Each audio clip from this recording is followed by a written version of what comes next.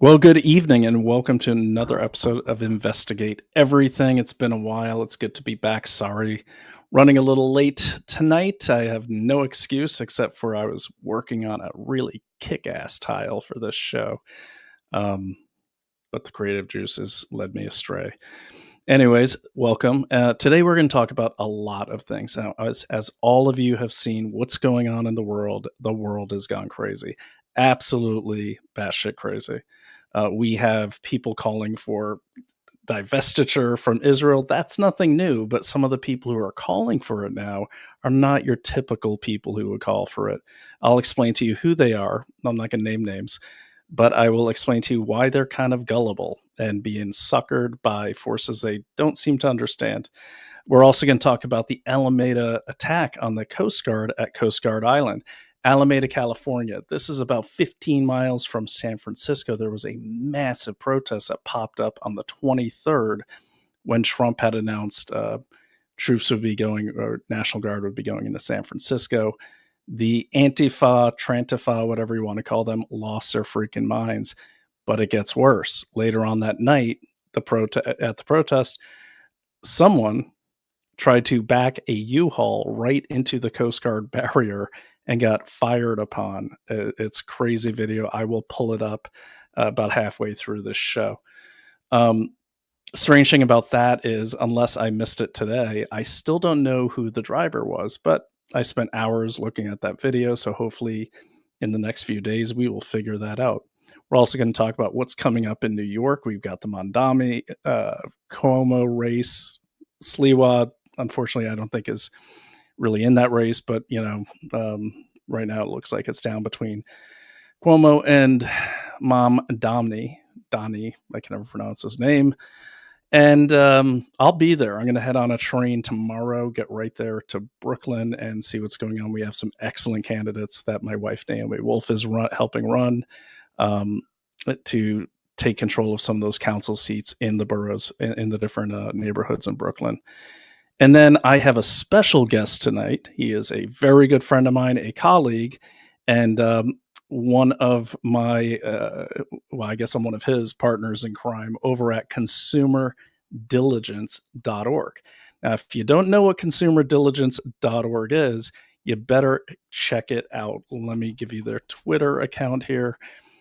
Consumerdiligence.org is a nonprofit. It's in the process of being a nonprofit that we set up so that we could start looking at a lot of these grifting and scamming companies that seem to be targeting our own side. Now, this is very, very important because we all want to believe that the enemies are without, and the ones we think are within, we think only wear blue hair and dress in Antifa garb.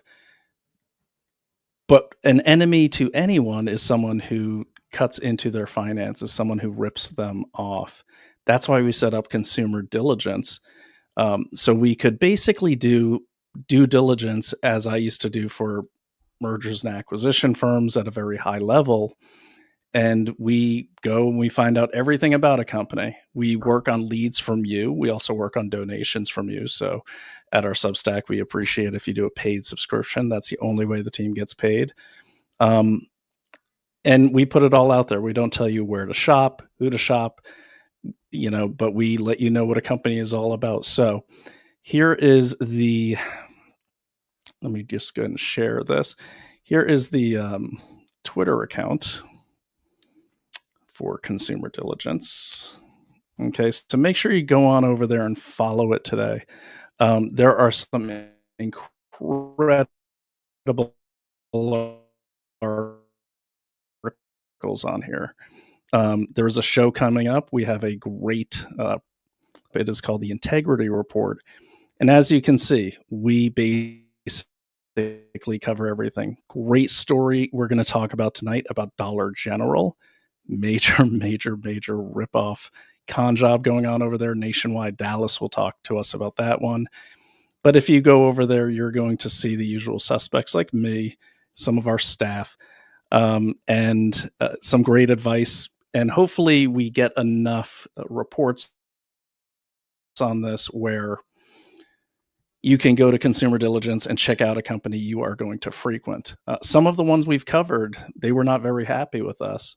And a lot of people who frequent these companies were not very happy with us. But again, we work on your leads, and we put out there whatever is public.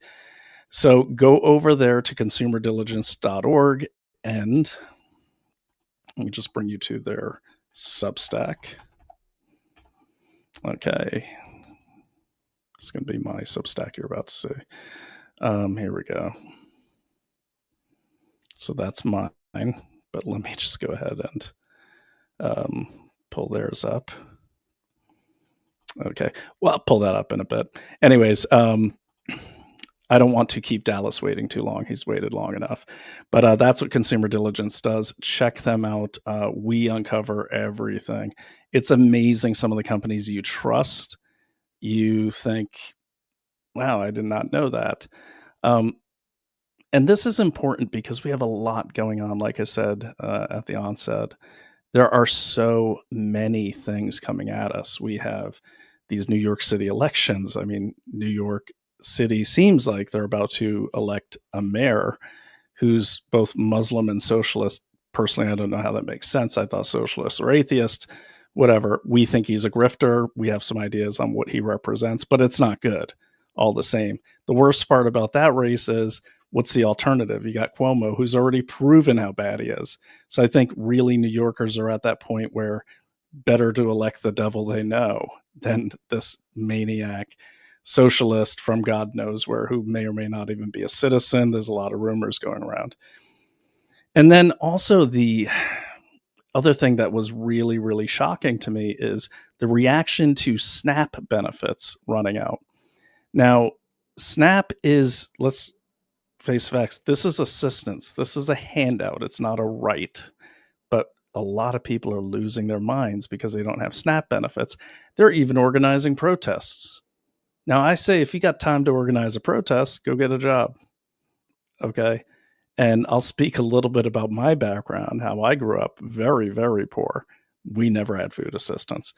I'm not saying we're better than anyone. I'm just saying different times, different work ethics, I guess. But you know, the point of these programs is to get people on their feet, not to create a welfare state, a socialist state, if you will. And there's many, many other things going on. So I could ramble all night. But the point is, what I urge people to do, and what's really been bothering me, especially about the Israel thing and some of the things people are saying, how you feel about Israel's up to you. They're an ally. I back them. I'm all for Israel because they're an ally, just like I am for any ally. Okay, Ukraine, not an ally. I don't care about Ukraine. They have no strategic importance to this country. But Israel is our ally. And they did get attacked. Okay. They're not colonizers. I'll let Dallas go into that because I'm sure he has a lot to say on that as well. But investigate everything. If you throw things out there, referring to a friend of mine, he knows who he is, and you say BDS this, and, you know, look up what BDS is and who formed it and who's behind it. And remember, every action you take, everyone with a microphone or an X account now has some influence. So make sure you know what you're putting out there, because it could be very damaging. We strive on this show, and we strive among all of my colleagues and friends to always put things out with a citation, with a primary source. Because if you just put something out like this country's bad or that person's bad, or I didn't like what this person said, even though I didn't watch the interview, well, that's just social media graffiti, and you are just a dumbass. Don't be a dumbass. Be diligent and investigate everything. So without much further ado, I'm going to bring Dallas on. This is Dallas Ludlum. Let me call up his... Damn, Dallas, I'm sorry. Let me call up his bona fides, if you will. There we go. Okay, so Dallas is the senior editor at Consumer Diligence. It's a national watchdog organization. Like I was just saying, we expose corruption, scams, deception. He's also a writer at Conservative Compass. This is his Substack newsletter. He's an incredible writer. You definitely need to check this out. And Dallas, if there's time, if you want to read one of your essays or just kind of summarize one of the ones you're especially proud of, please do. And it really is fearless reporting and commentary and extremely smart. His experience is he's a former writer at rifttv.com and Vigilant News. And I won't go into his family background because I'm sure I embarrass him when I do, but if he wants to bring that up, that's up to him. So without much further ado, I'm going to remove this and add Dallas to the stage.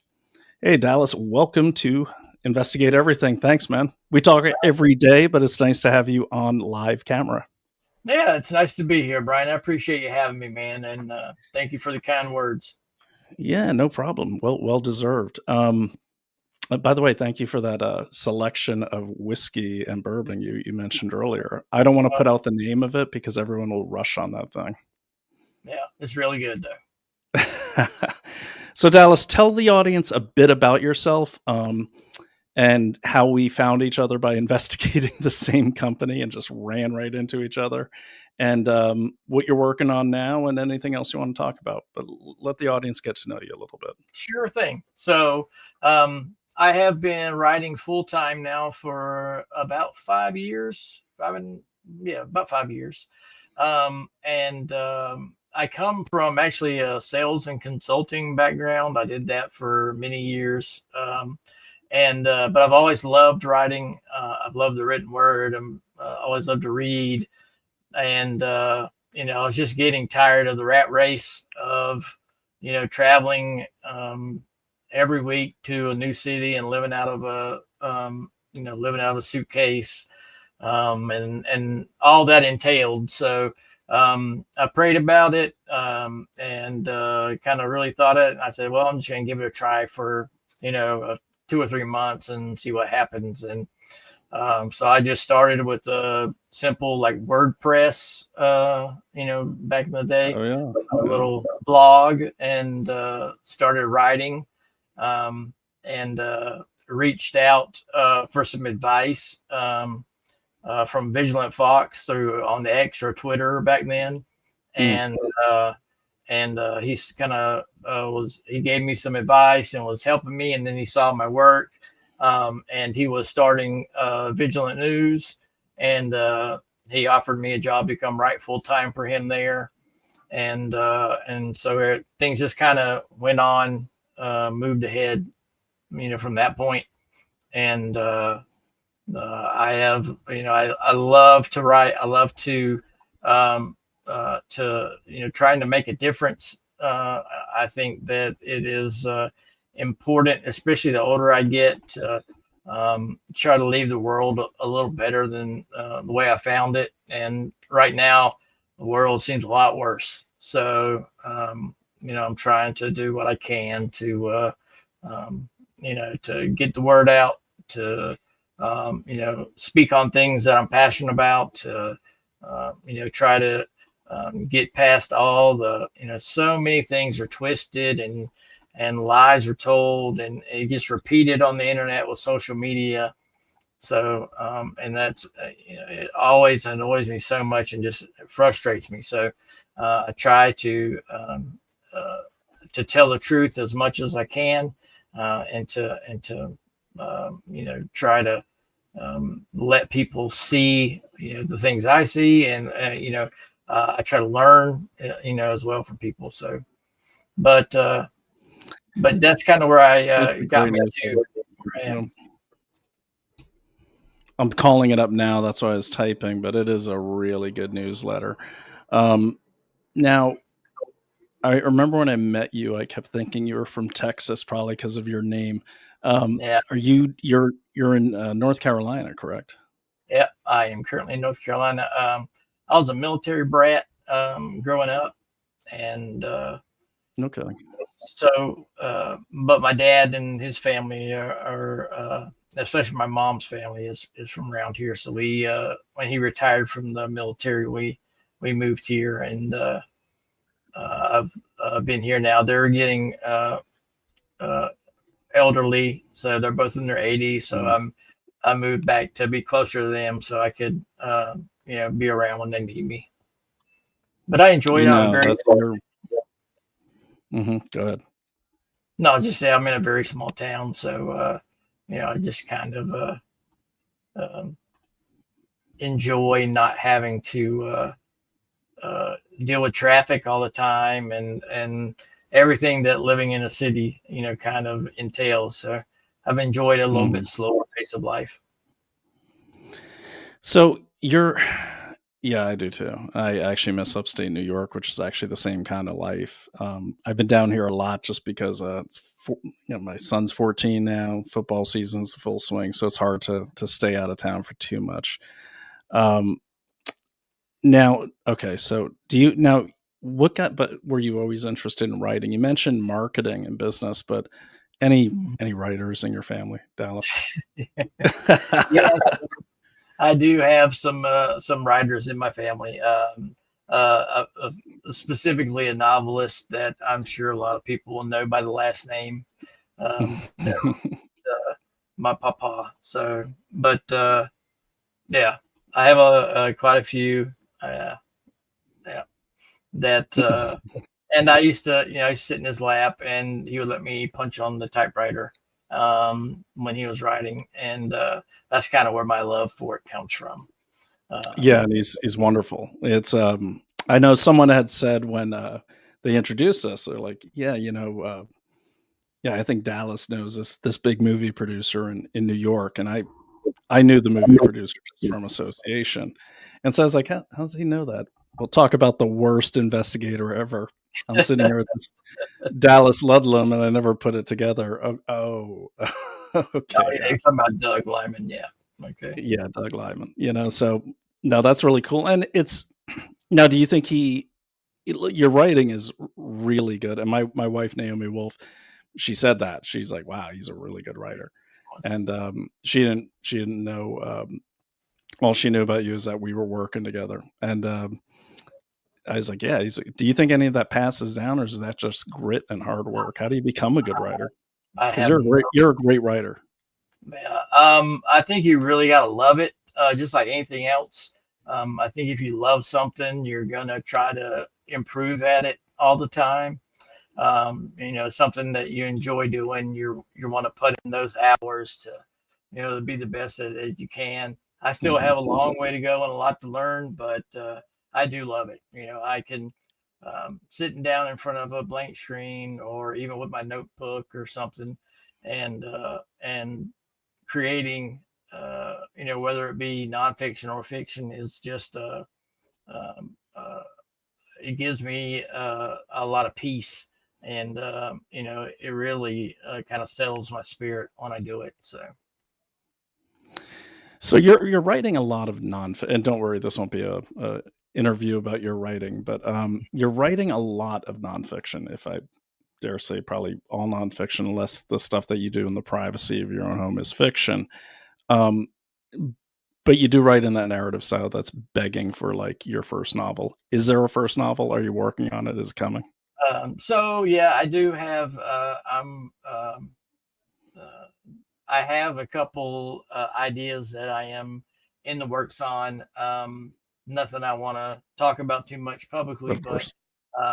yeah, I do have, and I have some examples on my Substack. I have the Bishop Directive, which is a few like serialized, um, in kind of a novel format where you can read in small bits and bites. So, but And yeah, it's it's called the what? the Bishop Directive. If you go to the very top of my Substack, you see Oh, the right Bishop there. Directive. Yep, and you can go through and read those. So it Uh, says the Bishop Directive follows Bishop, a former military officer turned CIA operative, as he survives a catastrophic mission. What do you call that? A double entendre. yeah, Um, Launching him into a high stakes battle against powerful private intelligence companies, corrupt politicians, and rogue military leaders. Each entry delves deeper into a world of espionage, betrayal, and survival. I'm not quite sure that's fiction. yeah, yeah, yeah. There's probably a lot of truth to it, but Yeah. So, all right. So there we are. We both tried to order some pharmaceuticals. Like ivermectin and all that from an online pharmacy. What? Well, I think we started at the same time. We didn't even know each other, but talking about all family pharma. Oh Okay, yeah. and very, very popular with on Rumble. They're endorsed by Donald Trump Jr., Matt Gaetz, Liz Wheeler, and for me, I started looking at this company. What caught my eye was how does this never heard of before company have all these massive influencers? I think they even had Bill O'Reilly at one point, and they still have some big endorsers. So for me, I went to Google Maps and I was like, hmm, something ain't right here. Something ain't right. And in terms of the legitimacy of them being a pharmacy, that's not in question. They have their license numbers and all that. But what I started noticing was some of the marketing really I didn't like. Like when Liz Wheeler is saying, you know, you basically, you got to wait for the doctor to tell you which medicines you need. But all family pharma, they let you decide what you need. I don't think that's necessarily a good thing. Like, I don't want to be given a menu of drugs and pick and choose and decide what I need unless my best friend is a doctor and saying, "Hey, you need that." But it just seems like I don't know, little fast and loose. So I started looking into them, and then I found all sorts of things, all sorts of criminal records. There was an FTC case where apparently the two owners were rolled up in like pumping medications people didn't need. That's called the Southwoods LLC case. Their doctor that prescribes things is licensed in every all 50 states legitimately. I mean, we found the licenses. And I kind of let it go, and then someone introduced me to you because they knew I was doing that research, and then we both had this crazy idea. Let's start looking into all these companies, especially when I saw your research. So how did you find that lead? You know how I found mine, but like, how did Yeah. you find it? So what happened is actually, I had my personal story when COVID first happened. Um, my parents were not that well informed, and they were pushing me to get the jab. They wanted me to get the jab. They need to be, taken Mm, care of, and I would push back against that. From research that I did, but I ended up taking the very first shot of the Pfizer jab to get some peace from my mom and dad, and then I had a terrible reaction to it. mm, Uh, I dealt with myocarditis, inflammation of the wall around your heart.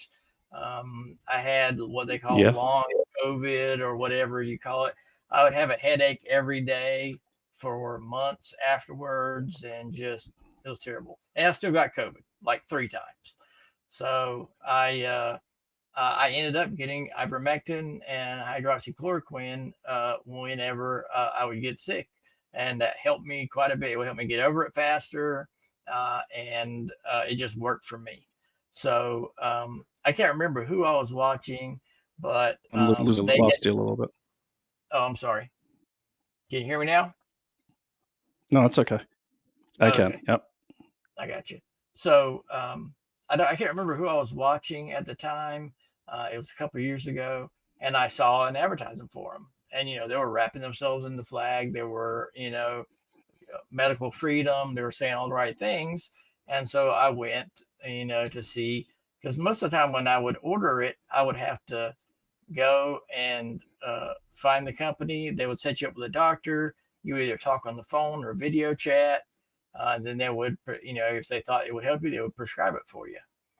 And so I went to their website, and when I clicked on, ivermectin, it was just this big a la carte,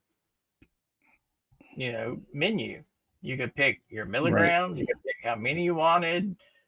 They had medicines that I know were, maybe not scheduled, but had a lot of connections to dependency. There were medicines that they would prescribe that I knew had very dangerous side effects, and you could just buy however many you wanted. And I thought that was very Like, weird. what kind? Like, what's a good example? So, like Neurontin or gabapentin is a prescription medicine that's not scheduled, but Mm. it has a high degree of dependency. People will get it and take like massive doses of it to, try to get high or, to numb themselves. And then a lot of the like very potent antibiotics that are available, um, they would have those as well. You just go in there and order it. They had, erectile dysfunction pills that you just go in there and buy however many you wanted. So I thought that was very strange. I didn't think that was even legal, that you could just pick out whatever you wanted. So I ordered my ivermectin. Um, Dallas, I'm sorry. I'm sorry. Keep talking. I'm just gonna go fix the Wi-Fi. It's on my end, so I apologize. But oh, keep okay, going. I'm just not gonna remove myself for a second. Yeah, I'm the culprit. Keep going though. Keep explaining this, please. yeah. So when I went and I ordered the ivermectin. Um, I waited for someone to contact me. No one did, and I just got it. I got an email saying it was on its way, and they charged my card, and it came in the mail 3 or 4 days later. And I thought that I was like, this can't be the way this happened. So I started looking into them a little bit, um, and as I found, I did another secret shop. And when I did the secret shop this time, I was like, well, let's see how far this will go. And I put in that I had an uh, allergic or an allergy to a very similar type of antibiotic that actually they share compounds, and that I know would, that if any doctor or pharmacist saw it, if they saw the allergy, it would pop up a red flag. And so I ordered it, said I had it, and then I had a colleague of mine at the place I used to work at. I had him order some medicine. He ordered sildenafil, which is an erectile dysfunction medication, and he ordered it and told him that he had low blood pressure, which is a contraindication for that medicine. People with low blood pressure don't need to be taking, certain types of ED pills. And once again, it went through. There was no contact. The doctor didn't contact me. The pharmacist didn't contact me. I even ran out and through their chat on their website and asked to speak to a pharmacist, and they said they didn't have one available. It would be the Mm. next week, the following Monday or Tuesday, that they would have one available. And I said, okay, well, if you could have a message me. And between that time, they had sent the medicine. It was on its way. And I never heard back from the pharmacist. I emailed them, never heard back from the pharmacist. So, uh, that being the case, I think that's kind of how we uh, verged in on our Hmm. investigations. Once I found out that you were doing the same, looking at the same organization, it kind of light bulb went off. We should probably team up. Yeah, definitely. And that's what I liked. Like when I saw what you'd done, and the key thing is, look, we don't know these people. We're not targeting any specific company for any other reason except for the fact that that happened. And in a perfect world, these companies will clean it up, tighten it up, and do the right thing. Um, I'm a big capitalist. You know what I mean? It's like I want people to succeed, but follow the rules.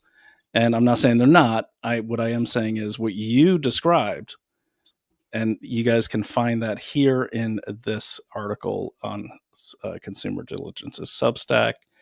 Um, called This one is called "Assessing the Safety and Compliance of an Online Drug Provider." That's dangerous. It's really dangerous, and the fact that they overnighted it to you and made sure you got it right away, that's really dangerous.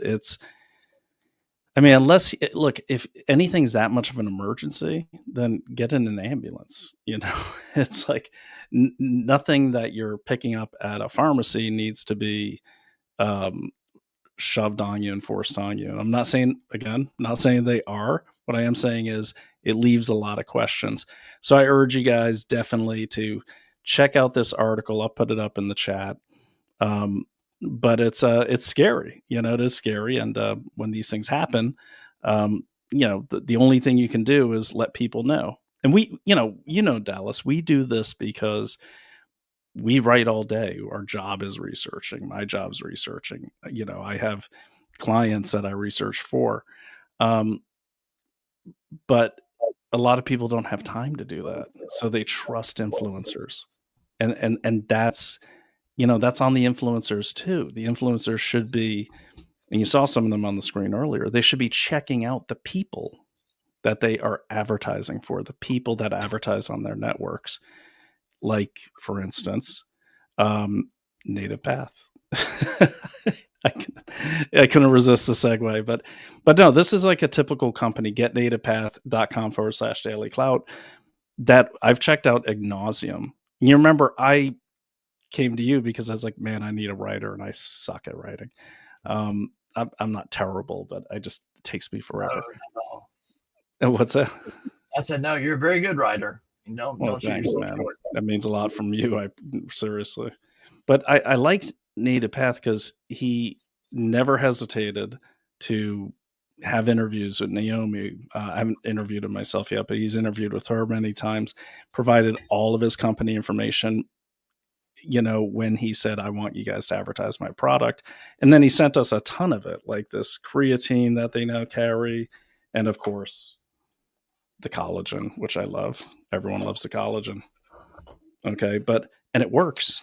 It works. Like, it's good stuff and it's natural ingredients, and they stand by their product. And there's nothing wrong with doing that, and that's why I like promoting them as we do. So that is my segue, and that is my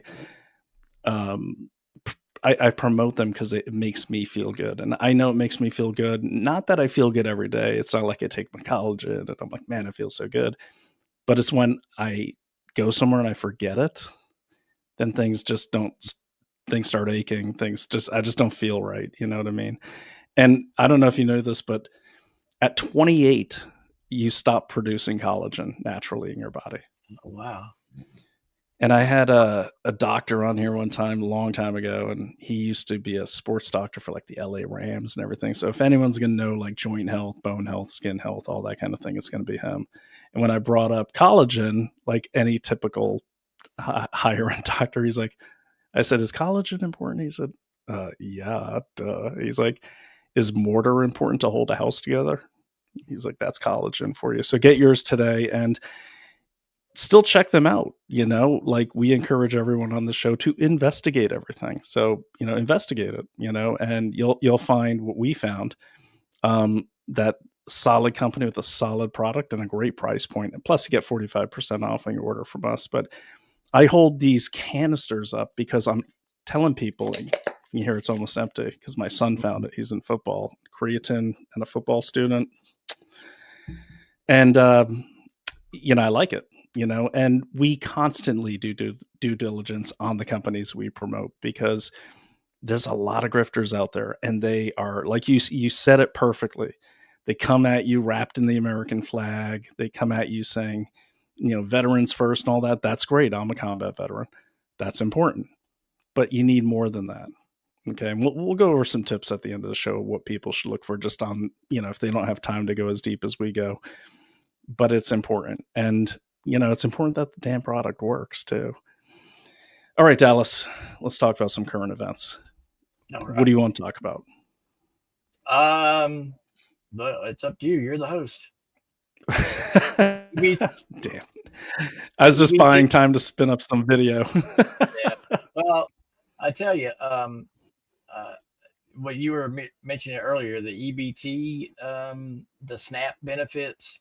I have seen very disturbing videos and posts on social media about people saying they're gonna, start robbing people as they leave the grocery store.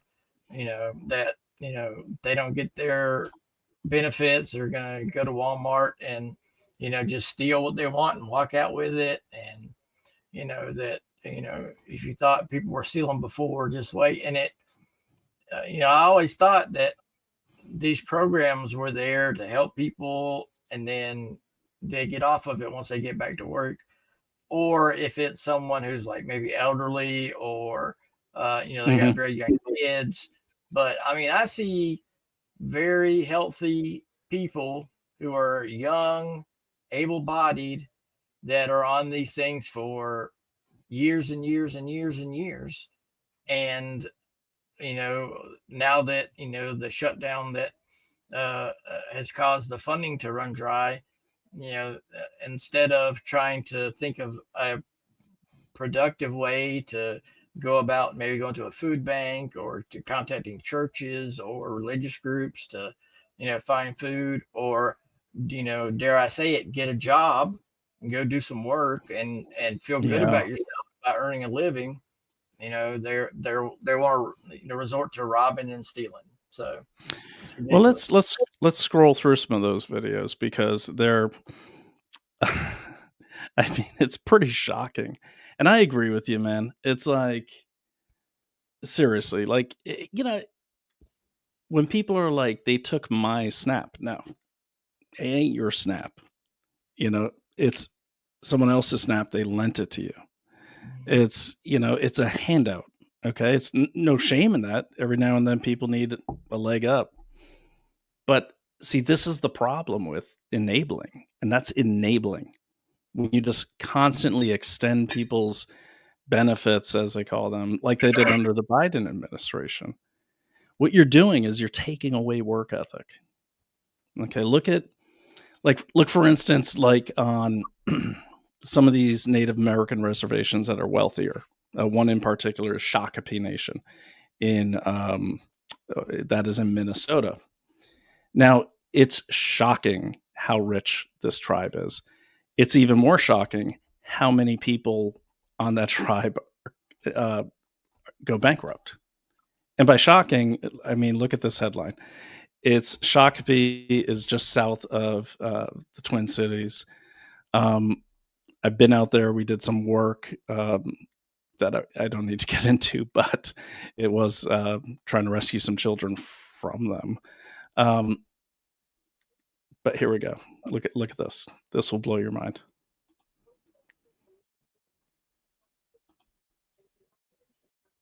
Well, of course, New York Times has the paywall up, but that's okay. What is crazy about this tribe is everyone in this tribe gets about $85,000 a month. Wow. A month. Yeah, it is a crazy, crazy, crazy amount of money. And there's about 479 enrolled members. Enrolled means you are certified as, you know, you're certified as a member of that tribe by your bloodline, whatever. But okay, so Shakopee, Metawakan, Mid-Wakanton Sioux community. This is consistently cited as one of the wealthiest, if not the wealthiest, Native American tribe. Their wealth, estimated at $2.7 billion, largely comes from successful gambling and resort ventures, including Mystic Lake Casino and Little Six Casino. Adult members reportedly receive substantial monthly payments around 84,000, 1.8 1.08 million annually. Well, a lot of people say good for them. Here's the problem. You ain't making that kind of money from these little casinos. I've been out there. Okay. It's just not happening. Okay. It's just not happening. Because if you do 479 times 1 million, what's that come out to? Like, I don't got my calculator. But the point is, a lot of money. That's definitely cutting into the top line, right? Yeah, it's over half a billion in each year. Yeah, and this is definitely one of the things we have to investigate at some point. So I've been out there, and the problem was when I went out there, there's literally like really nice cars just abandoned on the reservation because when the car breaks down, they just buy a new one. Mhm. And but I was out there because my client, who was an enrolled member, young guy, he's like 21, he married a girl who was not Native American, and she had two kids with a member of a different tribe. And the state troopers of Minnesota came into their house. The state troopers came into their off reservation house and took those children. under the Indian Child Welfare Act. Yeah. Wow. It gets better. The father was in jail for spousal abuse and like DUI and all this stuff. They gave the kids to like some distant relative but this happens all the time with these. I mean, the point of bringing up this tribe is this. Except for my client who very smartly was investing in real estate outside the reservation, there were so many people on that reservation without any money. They couldn't make it 30 days. Okay. And they're just waiting for that next check to arrive. I saw this out in Alice Springs in Australia, which is like literally like Mars. It's like the middle of Australia. These giant Aborigines that live out there, they're kind of like not part of any tribe. They're like the outcasts. But man, they're like lining up at the casino the day that credit card of theirs gets refilled. So the point is with SNAP benefits, like you shouldn't rely on them. You should be trying to get as far from them as you can. My dad used to tell me, he's like, I don't want to get rich. I just want to get as far from poverty as I possibly can. Mm-hmm. And I just don't understand the mentality, but it does come with enabling. What do you think of that? Yeah, that's definitely the case. I think, when you really cut down to the core of the issue, with the Great Society Act and all of these welfare programs that happened, they wanted to destabilize the nuclear family in different communities. And, I think that they were very successful in several communities that where they did that by making the women, married to the government instead of a husband. So, when you take away that support system and you replace it with, Uncle Sam, you start to, you give these women the choice between, being with a man or living on their own and just continually, having children with men that are not up to snuff, men that they would not choose to live with and build a family with. It just all trickles down from there. You destabilize the family, and then you get to where we are today, where you have so many people that are relying on the government that have lost those family values, that are go turning to gangs or to a music star, or someone else outside the family for that role model. And it puts us in a very precarious situation. Well, and it makes you, you're hitting on something that I look at a lot, and for years, decades, and this, like all of these programs where you give people, you enable them, you make them reliant on the government. They're so Maoist. I mean, they are so Maoist. Think about what you're saying. You're saying break up the nuclear family. That's what Mao did. That's what the communes were all about. Like you couldn't cook in your house anymore. You had to eat the commune. And just for the people that might have been stealth cooking, then he said, you know what, we're going to beat, the Soviets on their steel production, and he made everyone melt down all their pots. So you couldn't cook at home. Okay. And then in every Chinese household, there was a picture of Mao. There wasn't a picture of God or the family. There was a picture of Mao. And so what happens is it makes you more dependent on the government. It makes you easy to control. I always said that was the thing with this vaccine as well. Like it's a subscription Microsoft style vaccine, quote unquote, around the vaccine, where you got to get your booster, It's like back in the day, Microsoft, you bought it, you had a CD, you put it in, you loaded it. That was it. You didn't have to update, didn't have to do anything. Now you have to subscribe every year. And it's just like these new vaccines, like, oh, you got to come in for your booster, all the time. That forces you to be reliant on the government. And this is really chilling. In China, they're pretty much entirely on a digital currency. And in their system, you cannot save your currency. It expires.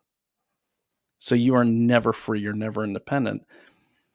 And I really hope with the, you know, collapse of, or with the suspension or at least pause of SNAP benefits, you know, the people who really need them get the help they need from their community. That's when community should step in, but shouldn't be mandated to step in. They should voluntarily step in if they want to. But the people that are out there at 7-Eleven, and I've seen them, they've approached me, hey, go buy me this stuff and I'll pay you cash, you know, or have you seen that SNAP benefit like thing? Have you ever been approached like, you know, Yeah, try to sell you their food stamps and stuff like that. yeah, they'll go in and buy the food for you and then they'll come out and then you give them cash. Mhm. You know, yeah, and that's like a typical thing. I see it up here in Massachusetts. I see it in Brooklyn. I've seen it down south. And but maybe the hardship of not having SNAP will encourage some people to say, "Hey, you know what? I kind of hate being reliant on other people. Let me be an American and start relying on myself." Yep. And I'm not speaking from an ivory tower. If I have time, I'll call up the house I grew up in. We had 9 kids, 9 kids. My dad decided never to pay the IRS. We were down in Rockland County, had in-ground swimming pool. It was really good. I was too young to remember it, but and then we ended up in Maine in a like it was a shack that used to be like a garage, and we had 9 kids packed in that thing. We had ants on us. We had to flush the toilet with a bucket, and then we took turns every winter blowing the ice out of the pipes so like we could have running water.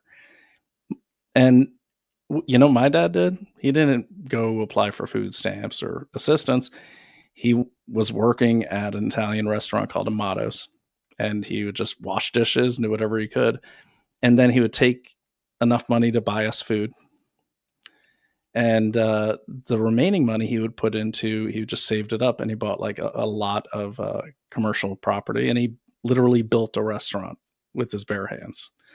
And that fueled us. And he just kept doing that the whole time. And my son's family from Greece, they're the same way. Like they came here, they didn't even speak English. My son's grandparents. So they had to learn English from their oldest child who would go to school, come back and teach him the English they learned that day. And he would just save up all his pennies and buy a piece of rental real estate and then keep doing it. And to this day, you know, my dad has passed, but my son's grandfather has not. To this day, I'll see his grandfather and I'm going to pick up my son and he's crawling out of a freaking foundation or something with a dirty ass t-shirt. And this guy's got like 37 properties in the Medford, Somerville, you know, area of Boston, like really expensive area. He's got like 30 some odd homes, multifamilies. And he is like, I'm like, Nick, what are you doing? What are you doing under there? The guy's like pushing 80. He's like, I'm killing the rats. And I'm like, why don't you just hire someone to do it? Why? I know how to kill them myself. Why hire someone? And that's an excuse the accent, my Greek listeners. But the thing is, it's like that kind of like work ethic, not only is it going to keep you far from poverty, like my dad said, but it feels good. It feels good to own your stuff. It feels good to get things done on your own. You know what I mean? Absolutely. Yeah. Yeah. If you want to, lose control of your life, let somebody else, pay your bills and feed you and everything else. I mean, you've given up all control. True. So it's just, yeah, it's very sad to see. Um, uh, we all have hard times and rough times in life, and we may need some help from time to time. There's no shame in that whatsoever. But the you have to take accountability for yourself and the people you're responsible for, and ceding that accountability and ceding that responsibility to other people is never the right answer. It's always gonna come back and bite you, Totally. and you're just pushing the log uphill at that point. Well, Dallas, let's take a quick break. I got a comment for you in the chat, but we'll come back to that. I'm just going to roll a few of these videos, take a quick break. We'll be back in about 3 minutes as I scroll through these snap videos. We'll be right back, about 2-3 minutes. I just want to give people a perspective if they're not paying attention to this. Let me just call that up. And guys, I'm sorry my rhythm's off. I haven't done a video in a long time. It's been a long time, so I'm glad Dallas was brave enough to come on here with me.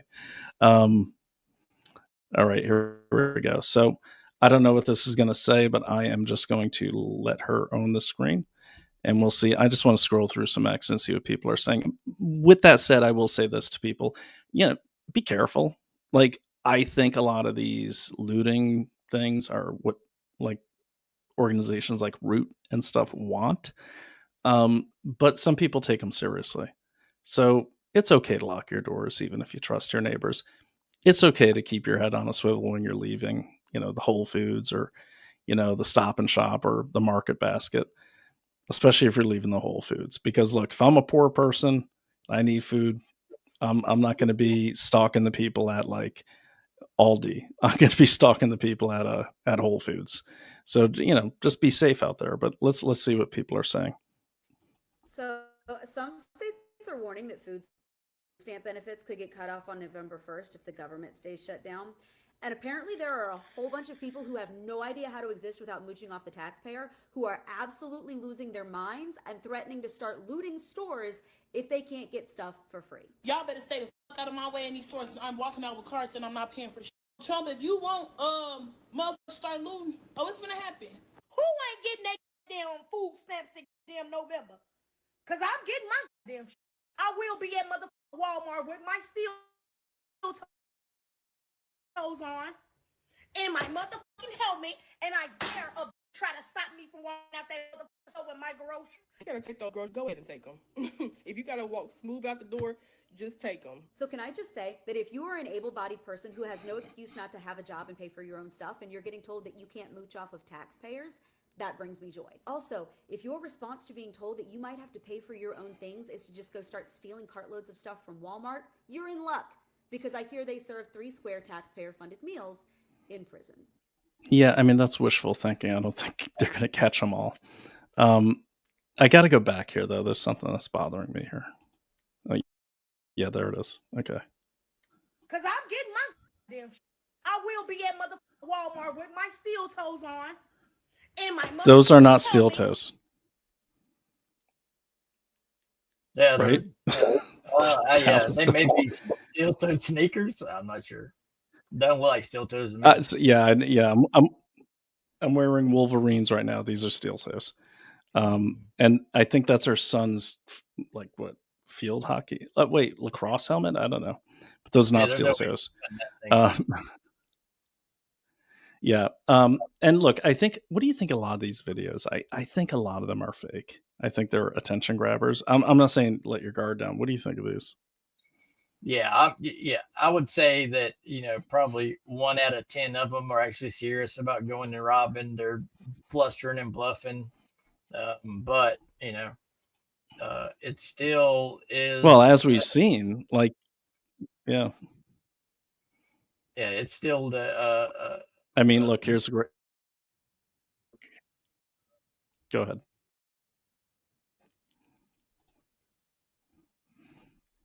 Dallas, I'm sorry, we got a little delay. So if I talk over you, I apologize. No problem. Okay, good. What were you saying? Oh, I was just saying it probably not that many that would actually go and do it. You never know, but it's still indicative of the problem that we have of, so many people reliant on the government for everything in their life. It's not just SNAP and food stamps. It's the housing, transportation, school, everything.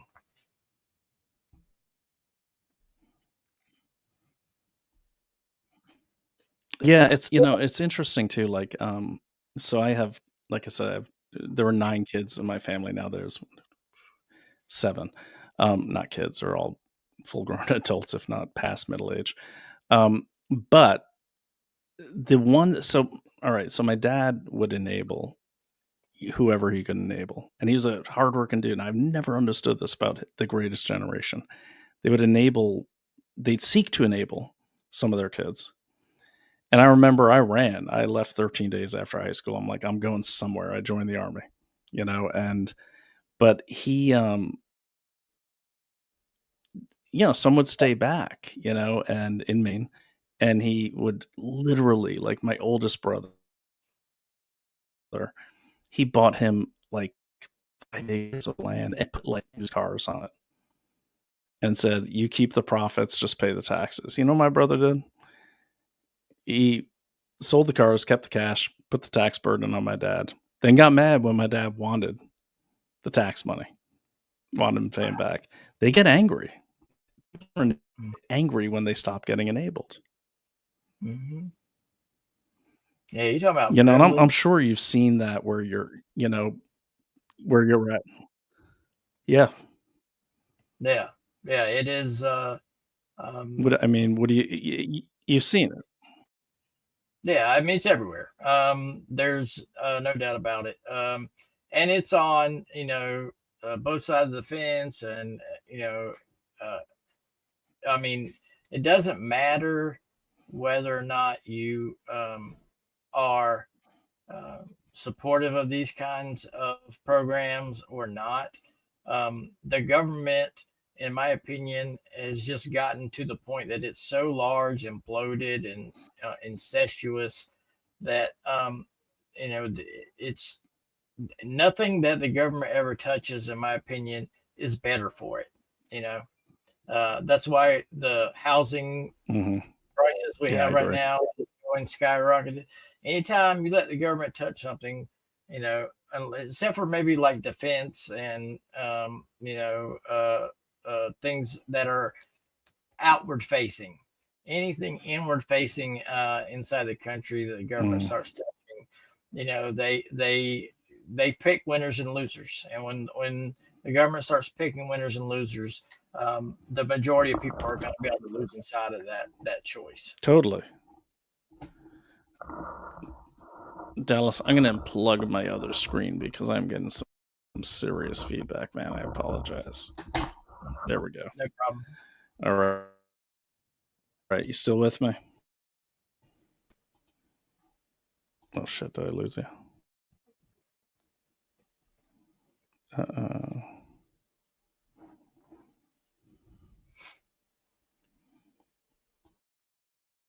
Oh, shit. Okay. You still there? Let me see here. Yeah, God, I was getting worried. I was like, did I pull the wrong plug? Yeah. You know what I did is I detached that other screen. I don't know what's going on with my signal here. But anyways, you were saying, I apologize. You're talking about enabling and everything else, and I agree with you. I just can't find the window that you're living in right now. No, it's okay. There you go. I was saying that, when the government is, when they start picking winners and losers, and, it doesn't matter if it's on, if the people that are doing it are on your side or not. I mean, the common person is still going to be the one that pays, but whoever that person's buddies are, or their special interest, or whoever's, funding their campaigns, when they're picking winners and losers, those are the ones who are going to win, and 99% of everybody else is going to have to pay for it. So it really comes down to it. Yeah, totally. And, and that's, when I look at all these things that happened through the pandemic, like if you think about it, it's like all of the, what did they do? They extended unemployment. They extended benefits like this. They kept pot stores and liquor stores open. Like everything that will kill work ethic, they did. They restricted the amount of exercise you could do. I remember going to Walmart and all I could find was Pilates. I paid $200 for an Olympic weight bar during the pandemic because it was the only one. No one was selling them. Like anything that gives you energy and makes you proactive. They were telling you to stay inside. You told me the other day, you said you like to wake up in the morning and get in that sunshine. Remember we were talking about that? Yeah. Yeah, and it recharges you, right? Yeah. So, yeah, anytime I can get up in the morning and get a little bit I of lose you, vitamin D. Dallas. You still there? Ah. All right, guys. Well, we're gonna work on these connectivity issues. Give me just a second, Dallas. Dallas, just go ahead and log out and log back in because we're having some major connectivity issues here.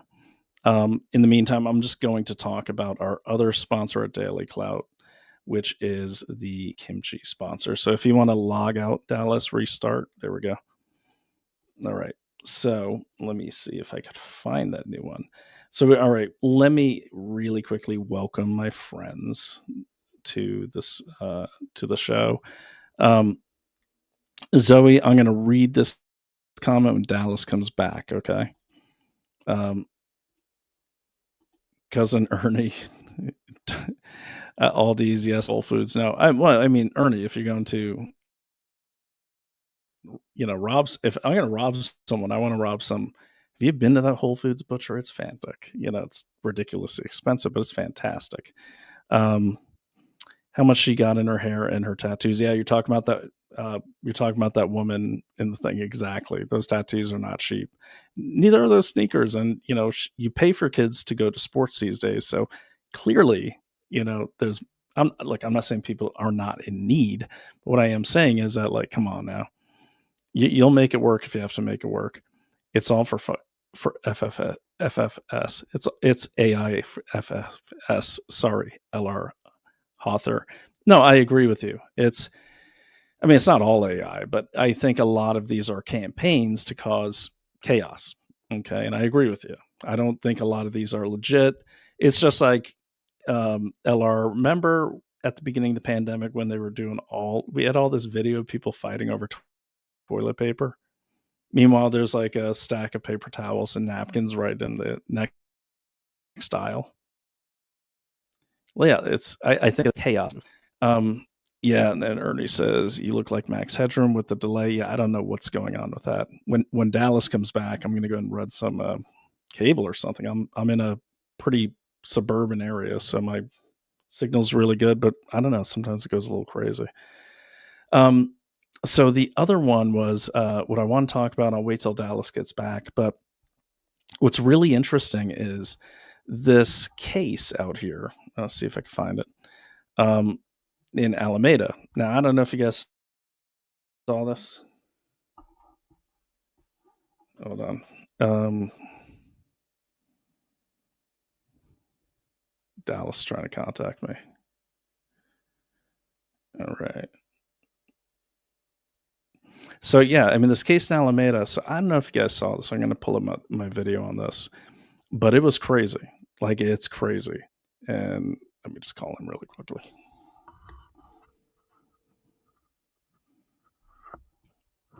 I'll try to multitask while I'm doing this. Hey, no, I'm still up.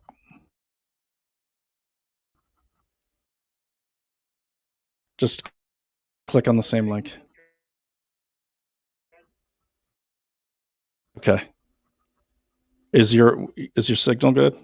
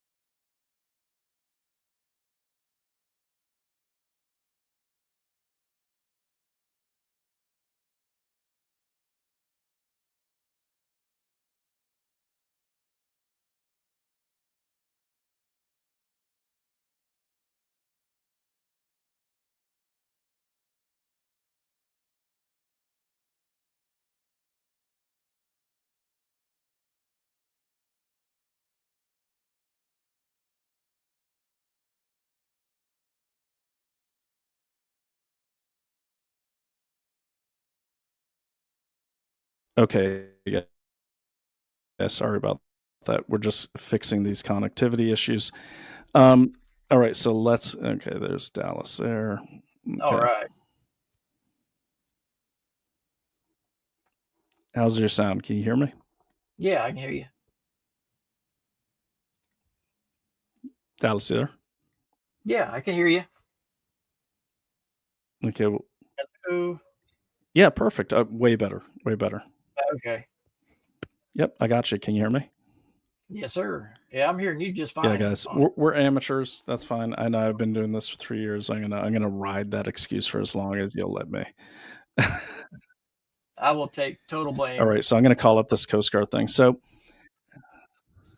no, it's not your fault. I'm sure it's my fault. I honestly, man, it's just been crazy. So let me see if I got the raw video, Coast Guard driver. Okay, so I think this is it. Now, what's interesting, what I want you guys to pay attention to is when I show this is the way the different news covered it. Yeah, as much as my stuff is spinning, man, I'm sure it's mine, not yours. Shots fired towards truck. Okay. Okay, so here is a new video. I don't think I've seen this. 7 surprising reasons this engraving pen outsells all other DIY gifts. Sorry, My wife guys. surprised me with this, and now I'm hooked with this exciting hobby. Dallas, believe it or not, this is every show. What do we know about this U-Haul truck before last night? Janelle, after seeing pictures and video of the U-Haul truck involved in last night's shooting and its ID number, multiple NBC Bay Area colleagues, including our investigative producer, were able to confirm that a U-Haul truck matching the description of that U-Haul truck that was involved in last night's shooting at Coast Guard Island was seen around the protest areas yesterday. And this truck walking in and out of the vehicle. According to some of our news crew members, they tell us that some of them had interactions with a man who appeared to be very impatient, who wanted to move the vehicle, apparently to block the access to agents. Do we know who this person is or who rented this U-Haul truck? So that's the big question today, right? And we made multiple calls. U-Haul or police are not confirmed. As of right now, Patience, we were able to find a representative that confirmed over the phone that the truck's last rental location was in Oakland at a very small rental place located off Foothill Boulevard. I also did a street view search on Google Maps of the location. I'll just pause it right there. So for people who are not familiar with the story, on October 23rd, there was a protest outside Coast Guard Island, which is in California. And this was in reaction to President Trump saying that he was going to bring National Guard into San Francisco. Now, as we all know, San Francisco is the CCP sock puppet capital of the country. You may recall that Xi Jinping, the Secretary General of the Chinese Communist Party, which means he's the ruler of China, flew over DC and bypassed Biden and went right to Gavin Newsom. Okay, this guy that thinks he's going to be our president someday. And when Xi Jinping arrived, San Francisco was adorned in Chinese Communist Party flags. So things react out there really quickly, and they went nuts when President Trump said he was going to bring in troops to that city. Let's keep watching, but that's what they're talking about. Now, this is the aftermath. I got another video spooled up here to give you the background. But basically what happened, there was a protest there all day on the 23rd. It kicked up at about 7 in the morning on the 23rd. And it was your typical No Kings crowd, probably about 200 protesters. And then by nightfall, what ended up happening, you'll see in the next video, is this U-Haul truck that had been there all day decided to try to back into the security barrier that the Coast Guard had set up. And why were they at the Coast Guard base? Well, they were there because that's where ICE would be operating out of. Okay. And so the protests mounted up, they blocked off traffic. It's fascinating video. I've recorded probably 8 hours of it. I've watched it ad nauseum. And you just kind of see to watch how a protest starts happening. It starts off kind of subtle, it starts off kind of festive. Balloon animals are being tied and everything. And then as night falls, this happens every time. That's when the violence happens. Because typically the media is only going to cover the daylight time. There's a few reasons for that. A, they know the bad things are happening at night, and they're happening from their own side. Okay, from the left. And also you just get better coverage in the daytime. You get better light. It's easier. And a lot of these networks are on tight budgets right now. They can't send these crews out. A lot of networks right now, they don't have in-house like camera crews, for instance. They have vans that are consultants. They're contractors. And they will go out to a place, but they're charging by the hour. I know this because during the pandemic, after Naomi called Biden a fascist, that was big news because she was like a lefty, for lack of a better term. And when she was on Tucker Carlson, back when he was with Fox, I was like, oh, that's cool. We're going to go down to New York City like we used to, go to the green room, get the nice snacks. Nah, they just have a van come out to the middle of nowhere in New York, in upstate New York, and they run a cable. I'd have to help them. And then she goes in the van. And so those studios, you see, they're actually vans and they're contracted. So a lot of these studios, a lot of these local affiliates, they can't afford to run crews 24/7. That's why you see a lot of recordings or recorded earlier or local news, because budgets have been hopelessly slashed. But there were enough citizen journalists out there with cameras that they caught this exchange. So this is the aftermath. I've got to give credit to NBC, even though they're a Chinese Communist Party sock puppet. We all know that Steve Kappas signed a memorandum of cooperation back in 2015 with the Chinese Communist Party's Ministry of Propaganda, otherwise known as Xinhua Newsnet, to basically clear their headlines through Xinhua before they publish. And that memorandum of cooperation is still in effect. But I got to give this local affiliate some credit. They did some investigative work. Let's keep watching. Shows a U-Haul truck parked outside that rental place with the matching ID number that we now know, TM1336T. Okay, so it sounds like the U-Haul has been in the Oakland area for at least the past year. I'm sure it's the U-Haul rep that the truck is currently parked at an Oakland tow yard on Kevin Court. This is in the city of Oakland. Our investigative producer was able to confirm that directly from the tow truck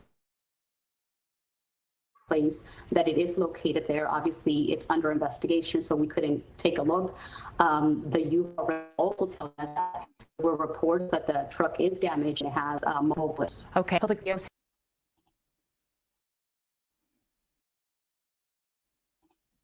FBI is investigating after federal security personnel opened fire on a U-Haul truck. It happened during immigration enforcement protests in the Bay Area last night. Alex Stone has the latest. This is the moment witnesses caught on video a U-Haul van backing into a roadblock in front of Coast Guard Base Alameda in Northern California. The driver backing toward a patrol car when Coast Guard security personnel opened fire. According to the bystanders, there's a civilian that was shot and was transported by an unknown party. In this video, you can see bullet holes in the windshield. The Coast Guard says a U-Haul truck posed a direct threat to the safety of those who were working at the checkpoint. The truck was driven away after the shots were fired. The Coast Guard says the driver was injured and is now being held for a mental health evaluation. And a bystander was hit by a fragment and had minor injuries. Inside that base, federal agents have been amassing possible immigration enforcement around the San Francisco Bay Area. San Francisco's mayor says he has been assured by President Trump agents will not be searching into the city now. to say about my conversation with the president. That crime is at record statistic and is going in the right direction. President Trump confirming that, saying on social media the mayor is, quote, making it to surge into San Francisco. His word was he has decided, as he often does, to change his mind, which he seems to do nowadays. And some very powerful and wealthy people made phone calls to him. Sue President Trump if he tries to send troops to Northern California, but the Ninth Circuit Court of Appeals has found both in L.A. and in Portland, Oregon, that the president has that authority. Alex Stone, ABC News, Los Angeles. Alex, thank you. And today, the mayor of Oakland announced all federal. Okay, so I just want to comment on that really quickly. The mayor of Oakland did not cancel any federal operations. The mayor of Oakland basically got word that the federal operations were canceled. But, you know, that's going behind the headlines and realizing that, yes, states have sovereignty, but at the end of the day, you know, the president does have the authority to use that Insurrection Act if he thinks that these cities and these states are being mismanaged or putting American people in danger. So I just want to point that out. One more video, then we're going to get into it. And by the way, Dallas, I know your mic is off, but I know it's late. We have a big day tomorrow, but so when you need to bounce, you need to bounce. I get it. But let's play this next video and take it from there. So here we go. This next video shows more on the driver. Now, the audience here at Investigate Everything, it's important that you realize you have to go through these videos, even though it's NBC, and you got to kind of cut through the muck. Okay, what I say is, get the footage. I'm going to post all the footage on Daily Clout's website. I've got hours of it. I got raw footage, and I downloaded it because I know it will disappear. Something is wrong here. Why don't we know the name of the driver? Why don't we know anything about this? Why is there kind of a media blackout? Dallas, have you done mute? Have you even heard of this story? I mean, much about this? This is a big deal. I lost Dallas. Okay, that's fine. Let's go to the next video.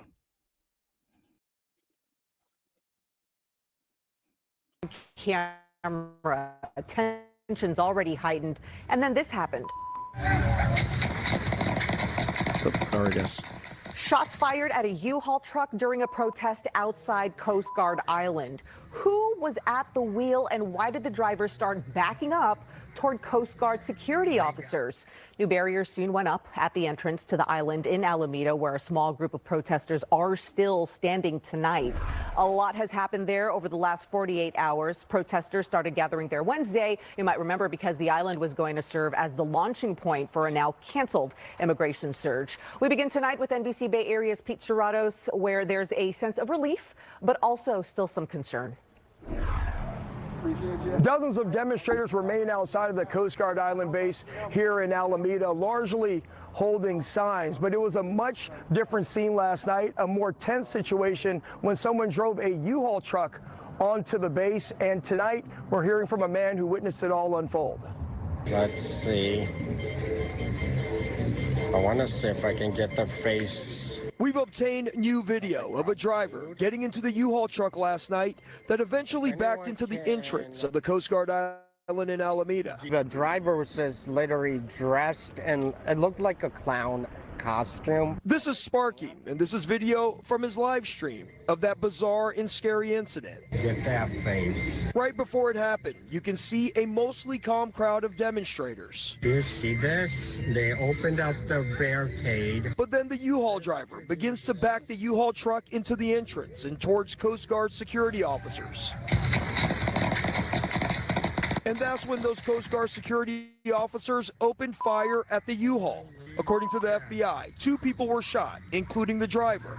And the Coast Guard confirms a bystander was also hit. They got him. Tonight, CHP briefly arriving at the Coast Guard site to clear out demonstrators so vehicles could leave the island. And as the night went on, dozens of demonstrators remaining in place, protesting the federal agents being headquartered at the site. A woman who goes by Goblin speaking to us tonight, who says she was also here last night when the U-Haul backed into the Coast Guard entrance. It was definitely nerve-wracking, but I'd say the chances of something like that happening again, like that was one weird off-the-cuff person doing something. And she says the attention of demonstrators is now turning to what's next with the federal agents in the Bay Area. Oakland Mayor Barbara Lee announcing today the Alameda County Sheriff's Office confirmed to her office that the federal immigration operation has been canceled for the Bay Area region. I don't see anything as a victory for all of the Bay Area because we have to stay vigilant. The president told me clearly. This comes a day after San Francisco Mayor Daniel Lurie says President Trump told him directly that a planned federal immigration surge in San Francisco would also be canceled. But it's still unclear when the federal agents will leave town. My understanding was that they were leaving the area. No details. The sheriff did confirm, though, that she spoke with ICE and that operation that had been designated by the president has been canceled. And the uncertainty around federal agents leaving the area is why demonstrators plan to stay in place at the Coast Guard Island. I think it is a better bet to be out here on making sure our community members are safe. As for the driver of that U-Haul truck, the FBI tells us the driver has been released from the hospital and is now in custody. In Alameda, Pete Serratos, NBC Bay Area News. So, I want to talk about that a little bit. So you could see the kind of coverage that is getting, right? The protests like, oh, that's just some random person. Well, let me see if I could pull up these things I pulled from the video, some random person, some one-off thing. That person was there all day long. Okay. All day long. And did you, Dallas, you get to see the footage I sent you? Yeah. In that one note. Yeah. And it's like, and let me just see if I could pull this up. But Dallas, when you watch the footage while I'm pulling this up, just if you could just comment on that, I'd appreciate that. What are your thoughts on this as an investigator? Yeah, it seems very strange to me that he would sit there all day like that. I don't know if he came back and forth to the vehicle or not, or if that was pre-set up for that vehicle to be there for that person to then take control or ownership, whatever you want to say, and then use it for whatever they're going to use it for. That's the thing with a U-Haul, is because it's, anybody can go rent it and then, leave the keys for somebody. There's not a really an ownership track on it. And, it's just something you can go spend $40-$50 on. And then you got a huge, basically battering ram that can be used for, whatever purpose you want it to be used for. Yeah. And when you see the video, let me see if I can find the raw video for you.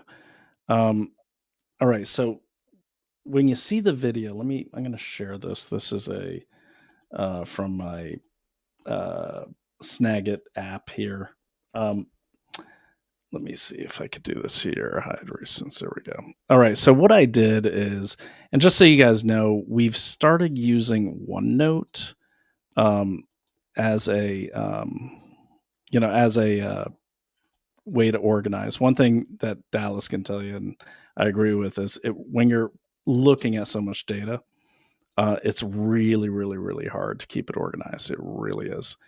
And so I started going through this footage, and a couple things stuck out at me. Okay. First of all, there it is. Okay. Found it. Okay. So this is earlier in the day. I don't know if you've seen this, Dallas. Let me just call it up here. I just have to get this up. Okay. All right. I don't feel bad because I watch Viva Fry and he's constantly looking for the buttons. Me, I'm constantly looking for the camera.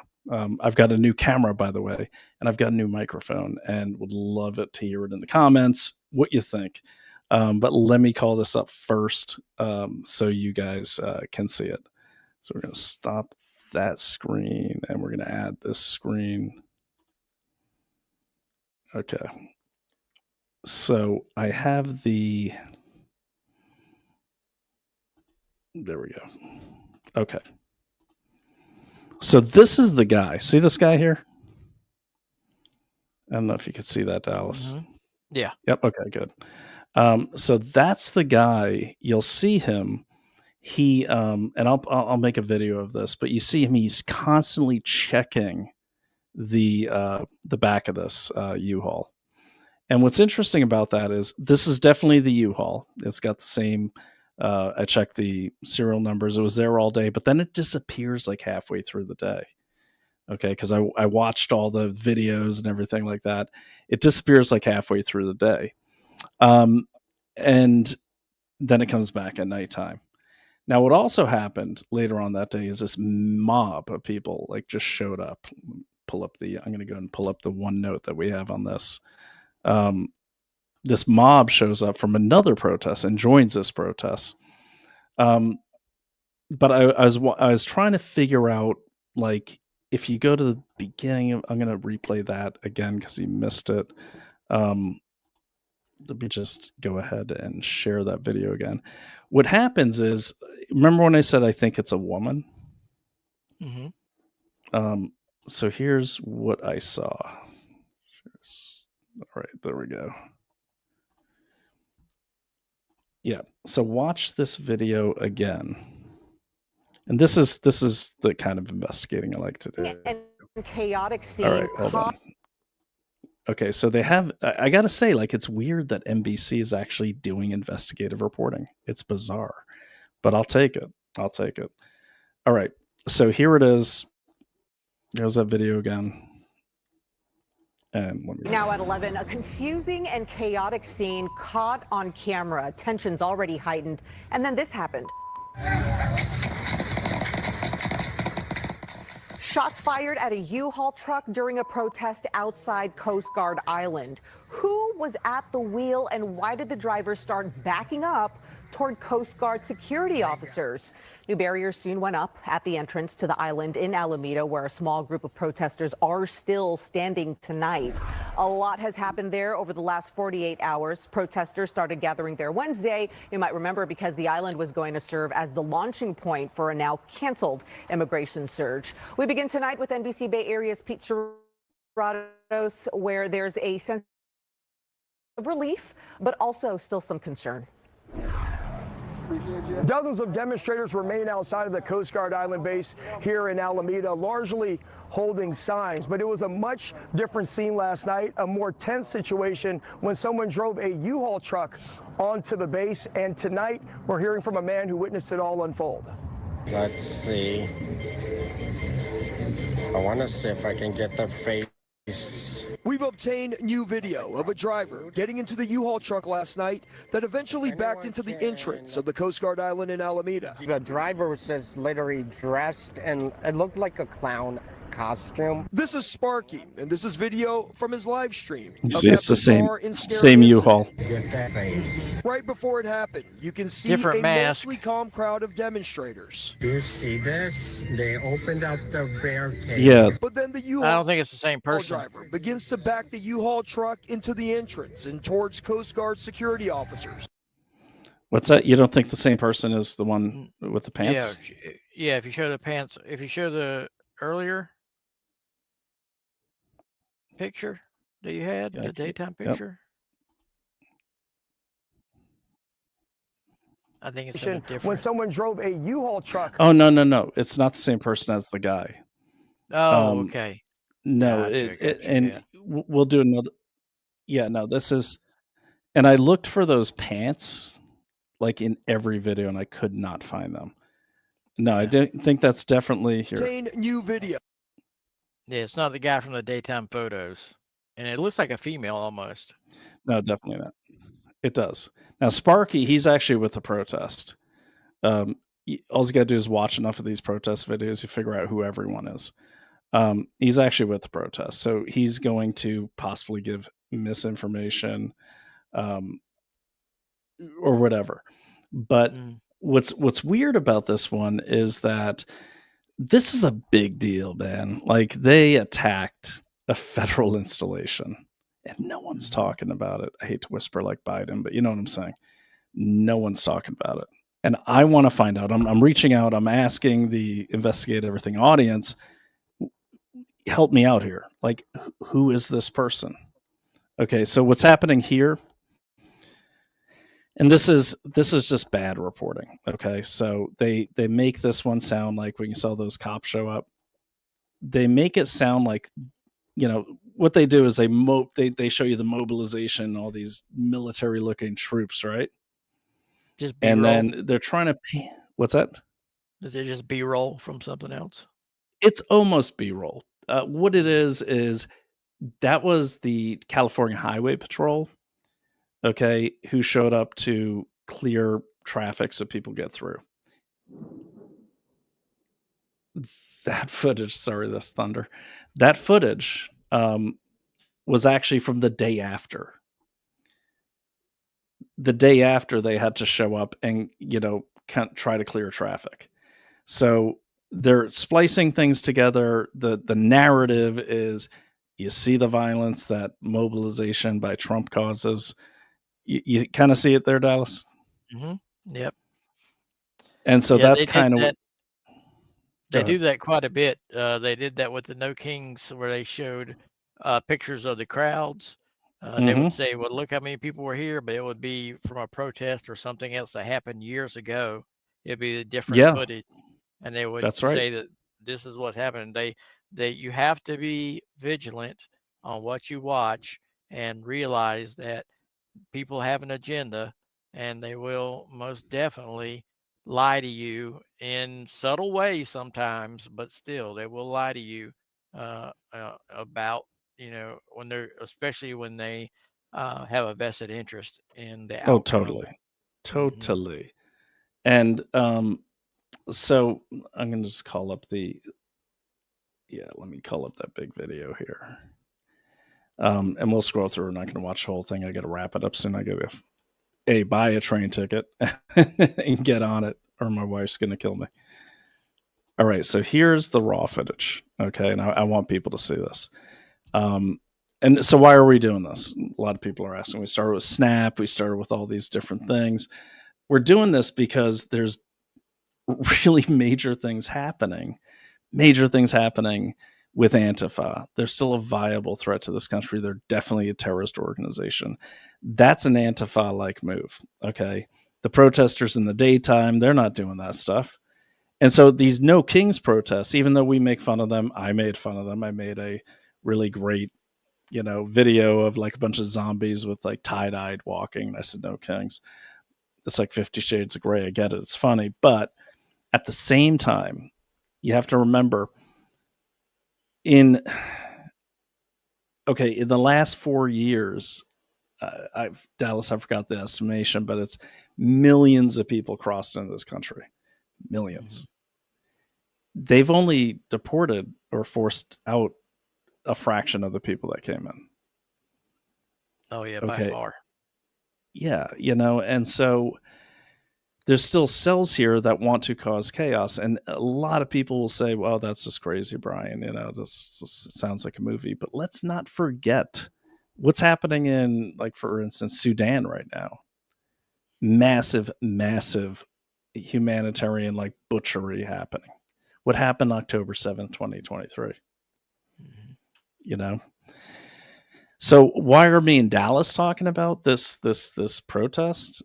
Why would two guys from Consumer Diligence care? Like, we do customer facing business type due diligence, because we want to find the businesses that are supporting this. That's not cheap to have all those people out there, all the water, the U-Haul. We want to find out who rented it. We want to shut them down.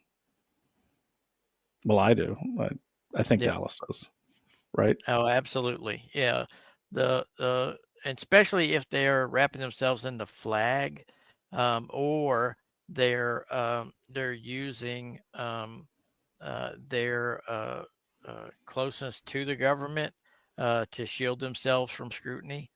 And it just and not to change the subject at all, but change away. It just gives me so much pause when I see zero accountability happen. We do report after report. We all see this stuff in the news all the time. There's this big congressional hearing about this or that, and they found out this or that. But where is the accountability? Where are people being held accountable? great, you had a big hearing on Capitol Hill about X or Y or Z, but where are the people going to jail? Where are the people losing their jobs? Where Yeah, is the exactly. accountability? No, exactly. And that's why, look, one thing I learned as when I was a private investigator, I would get these cases. Yes, I'm revealing our secret sauce. But I would get these cases that, as people come to me, they're like, I had $500,000 worth of jewelry stolen from me, and I want to catch people that did it. And I'm like, okay, well, who do you got? And it's like, obviously, it's the cleaning people because they're the only ones that would know where the jewelry was. I couldn't get the police to investigate it. And this is in Northern Virginia, this pretty rich area. But the thing is, it's like, I don't blame the police. What I blame is the lack of funding or the lack of sign off on an investigation. What a lot of people may or may not know is that detectives in the police department just can't go out and investigate anything they want. It's got to be signed off because that stuff costs money. Surveillance costs money. All this stuff costs money. So it's like they would have to get the sign off, and they couldn't get the sign off. That was the thing. They would have to basically not look for it, but they also have these things in place where like investigators can't, like private investigators cannot get involved officially or like actually if it's an open investigation, and they'll keep these investigations open forever. And I think that's why citizen journalism and like due diligence is so important, because we are not governed by the rules of like the Department of Criminal Justice, which dictates the rules of, for instance, private investigators. We're not governed by those. We're doing research. Call it primary research, call it whatever you want. But we're not governed by those. And so what I learned as a private investigator, and this is in no way to disrespect police, I have the highest respect for the police. I know the challenges they face. There's bad ones like any organization, but you know what? They're doing the best with what they can in most cases. You have to serve them up an investigation on a silver platter. That's why I'm always pushing for sources. That's why I'm always pushing for an organized approach to what people put out on Twitter. Like, I hear a lot of my friends from Twitter or X who are like, man, I put that out in 2021. It's like, yeah, bro, you put out a 8,000 page essay with a node relationship chart that had 8,000 entities on it. Bottom line up front it. My friend, I'm going to do some comments. I'm going to let you go. It's late. I should probably sign off. I get addicted to talking to this audience and especially investigations. But you got time for a few comments? Yeah, of course. All right. So this one's for you. I'll read it to you. Hey, Dallas. Sent you a DM regarding a comment I made on Dr. Bowden's post indicating you might be able to help, but you haven't gotten back to me. Dallas. Would you kindly get back to me so I know what it is you might help with? Thank you guys for starting this great org. Hey, thank you, Zoe. We appreciate that. Go ahead. Yeah, Zoe, absolutely. I think I may have saw where you messaged me on X. I'll get back with you within 24 hours. Okay. And all right, you heard that, Zoe? Do for you. And Zoe, I could say this man has way better work ethic than me. He'll actually do it. He'll get back to you. And Zoe Lakota, Zoe, I'm curious if you're still there, if you are Lakota Nation, because one of my favorite tribes. All right, so Zoe says again, I'll let you read it because you know the better. Yeah, gabapentin is an anti-seizure med, and that was what it was originally made for. It's being handed out to the elderly and seniors as though it is candy. I know people of different ages, and it was given for pain, even though it did not have pain. It turned one of my friends into a paranoid schizo, 2 others into raging maniacs. Nearly every senior I know was on it or has been on it. It is being used off-label like so many drugs these days. It means these drugs have never been tested for anything but their original use. Gabapentin does. So, yeah, and Zoe, you're completely right. Gabapentin was originally anti-seizure med. They prescribe it for nerve pain and different things related with like aging or diabetes. But It is all off-label prescription, and gabapentin does have a chemical dependency to it. So when people take it for a long time, if they go off of it, they have a withdrawal like they would from a pain medicine or something like a Xanax or a Klonopin or one of those benzodiazepines. There's a chemical dependency that happens in the brain, and it can be dangerous to come off of it, especially cold turkey or all of a sudden. So and that is something that you can go on to, unfortunately, AFP's website right now and order all you want. They'll just send it to you, and I don't think that's right. I think that's wrong. I don't think people need to just be buying whatever medicine that they think they need. There's so many medicines now, and they come from countries that don't always want us, have our best interest at heart. They're manufactured in a lot of different places, and Yeah. it's not a good look. And we need to be careful about what we're putting in our body. Yeah, I totally agree with that. And Dallas, your team wrote a great article about the influencers around All Family Pharmacy and AFP. Um, it doesn't matter. Okay, it doesn't. What do I tell you on this show? Even if I recommend something like I did earlier with Native Path, do your own due diligence as much as you can. If you're not sure what to do, send me a note. Send Dallas a note. You can actually, while Dallas is talking, there you go, right there. Okay. You got these companies feeding these things to like the elderly or everything. Send us a note. Okay. Send us a lead. Don't send us a lead that says Bill Gates is evil. We know. Okay. But he's less evil now because he totally torpedoed the climate change argument. But the point is, send us a lead. Let us know. This is how we know. And you might like someone a lot. You might say, hey, you know what? I really like Liz Wheeler. I like the work she does. Whatever. Personally, I don't like her, but I don't know her. You know what I mean? And I got to say, some of her reporting, I learned some stuff from. I'll listen to everyone. But she's not a doctor. I don't need Liz Wheeler telling me that I don't need a doctor to tell me which medicines to take. I want a doctor to tell me which medicines to take because I'm not a doctor. Okay. I don't want to go fix my own car. My wife could buy me 15 different sets of tools. I'll pop the hood. I might be able to change the oil, maybe on the new cars. I'm not going to get very far. I want a mechanic. I want a doctor. Okay. But again, to my point, you got to investigate your doctor. You got to look at their track, right, Dallas? I mean, where do we, really quickly, tell them where we start with these companies? Like, I give you a lead or someone gives you a lead. Where do you start? So the first thing we want to do is get as much information as we can. We do what's called OSINT, or open source intelligence.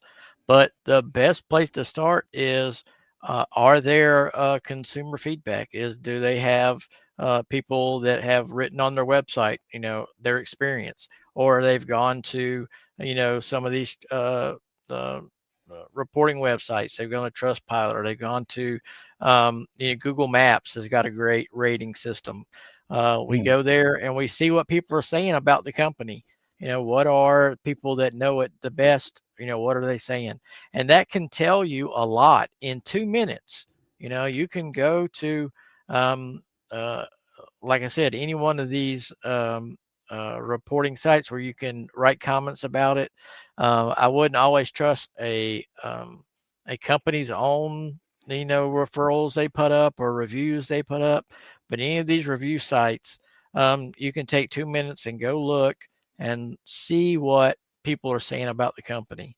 But hopefully, as we move forward, like Brian has said, we're going to be able to have a big enough catalog of information that when you do go and see, you want to do business with a company, or someone reaches out to you from, and says, hey, you get ivermectin for $2 or whatever it is, you can go on consumerdiligence.org and say, okay, are these people up and up, right? I don't care if you're left or right. I don't care, what your politics are as a company. That's not what matters to me. I do care if you're using politics to enrich yourself, especially if you're doing things illegally, or you're cutting corners, or you're hurting the people that you're advertising to, or you're using influencers. The way influencer media works now is they build trust with you. You see them every day on your screen. You see them on your phone. Maybe you talk to them on social media. They seem like a good person, and I'm sure 99% of them are. But then when these companies come in and advertise with them, or they do what's called affiliate marketing, which is where they get a piece of every sale that they send to these companies. If they're not doing the due diligence, then that company is just using that trust that they've built with you to sell you something. And, that is where you have to check for yourself. And Brian does a good job of telling people, no matter if he's pitching or not, take 2 minutes, take 5 minutes, see if there's any red flags with the company. And I'm sorry, I got on the box a little bit. No, that's good. I've been, hogging the mic all night, so I'm glad to hear that. And it's true. Your team wrote this great report on influencers, and this is so important. And I'll put this in the chat here. But here's the thing. Okay, you see these influencers, just like Dallas said. Okay, we trust these people. Hell, Shannon Joy is with the Daily Cloud Network. Okay, Mike Savage, I like a lot of the stuff he says. But the thing is, do they use the product? Are they doctors? Are they qualified? I will say one thing about this crowd right here. Not a one of them are doctors or medical professionals. Okay. I don't really care what they say about medicine. But the thing is, it's like they could say all they want, because an influencer is nothing more than, a big star going on and advertising Flonase or something like that. They don't know what's in it. They're getting paid to say it. Okay. Does Daily Clout get paid to promote products? Of course they do. Okay. But because my wife had the misfortune of marrying her investigator, I cannot sit by and see some crappy company and they want me to do an ad read. And I'm like, well, I'm not putting my name on this with the name like investigate everything if I don't investigate everything. And you have to investigate everything. And, it doesn't take much, and Dallas, we should probably do like a class, or something like, yeah. First 20 people are free. Everyone else has to pay a little bit just for our time and, to keep our site running. But the thing is, it's like, you shouldn't care what I say. I want to lead you to a product, right? I'm not an influencer, or I am, but at a very small scale compared to those names there. But the thing is, like I said, like Dallas reiterated, I will tell you, do your due diligence. Another good, Dallas, you were given some great methodology. Another one I'd like to mention too is that go to the About Us page. Okay. We see a lot of fraudulent activity lately. Have you seen it? Ooh, I know, because you turned me on to it, Dallas, with precious metals. Mm-hmm. Precious metals. And quick story, and I know it's late, but quick story. Like, no, go right ahead. What got me into this was there was a company that was pushed to Daily Clout, my wife's site. And the way it works with these sites is I have investigate everything. Okay, that's like renting a barbershop share. I own my show. My wife doesn't own my show. She owns the platform which my barbershop share sits upon. Okay, I keep the tips. Okay, and that's it. Actually, I don't even keep the tips. I just do this because it's good therapy. But then she has a creative director, and that's who the advertisers reach out to, and they'll say, "Hey, we'd love to have you advertise, and we'll pay you this much, or we'll give you this much of a percentage." And that's what the codes are. The little promo codes are. That gives us credit for the product, and it's pennies on the dollar. But you're putting your name on that. That's the thing. Like, you hear when I talk about Native Path, for instance, they used to hate it because they're like, dude, follow the script. They do send scripts. Every company sends scripts. I never follow them because I want to try it. I want to tell people what I feel about it. And, you know, I want you to trust me, but I want you to verify me as well. Okay, I'm going to try this stuff. And, you know, if it works, it works. If it doesn't, it doesn't. I actually only promote companies that give money back guarantees as well. But one of the things I look at, Dallas, when I look at a company, any company, like just shopping, I'm shopping for a new truck right now. And it takes me forever because I'm like going through the website, seeing when the website was made. So the first thing I go to, especially for precious metals, go to the About Us page. If there is not a whole bunch of employees listed and who owns a company, who's accountable, run away. Okay. I'm not saying this ever happened with a company called American Independence Gold, but you knew I was going to go there. But I'm saying when you go to an About Us page and they just restate their mission statement and they love veterans and some BS, like, you know, it's like, run away. And then further, just put that sucker in quotes. Let's say the company is called Acme Gold Independence. Put it in quotes, put it in Google, see what you find. Okay. See what you find. And then put it in quotes, add a file type :PDF and see if you find any court records. Get a Pacer account. It's very cheap. Pacer.com. Not an affiliate or not a sponsor, but you can look up court records that way. Okay. And find out everything you can. It doesn't take that long. You just got to get used to it. It takes like 20 minutes. And the thing is, you'll never find the smoking gun. Okay. You'll never find the smoking gun. Sometimes you do, like with All Family Pharma, there's like an arsenal of smoking guns. But the point is, like, if you don't feel good after you've done the due diligence, this has been the entire point of the show for 3 years. We didn't feel good about the policies. We didn't feel good about the vaccine because things didn't add up. The more investigating you do, the more you start seeing patterns. And then you start recognizing the patterns of healthy, honest companies and the patterns of dishonest companies. Then you start seeing the patterns of malicious people with malicious intent towards you or your family. And then you start to recognize patterns in good people. And the more you do, the more this becomes second nature. It's just like any job you do, whether you're a plumber, an electrician, a lawyer, you get to a point where you can see a pattern in everything you look at. And so we hope to convey that pattern. But I go to the About Us page, and then I also do things like call the company. Where are you licensed? What's your licensing authority? How do I know you're actually going to buy gold with my money? How do I know this is ivermectin? Where's ivermectin? Where is the lab? Is it tested? Is it from China? Because if ivermectin is from China, that could be bad. Think about it. China hates the populist nationalist movement that is MAGA. China also has great intelligence. They collect everything on the United States. They call it 1,000 grains of sand, where they collect everything. Doesn't matter if they think it's relevant or not. If I wanted to take out the MAGA movement, I would pollute the supply chain of ivermectin. Not trying to dissuade anyone from taking ivermectin. What I am saying is make sure your ivermectin is ivermectin.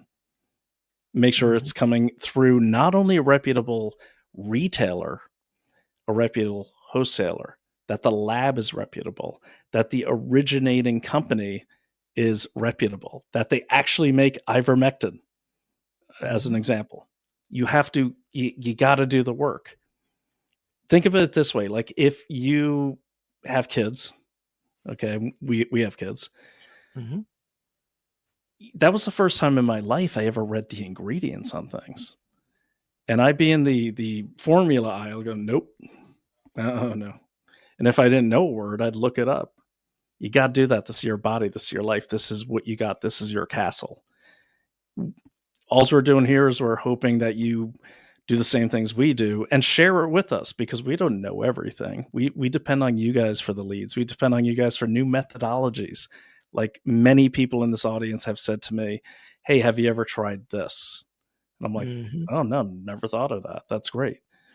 We want to be talking to the smartest people in 1,000 rooms. We don't want to be the smartest people in the room. So check out everything we say, everything we suggest, but everything anyone else recommends to you. It doesn't matter. And I'll leave it at this with this little spiel.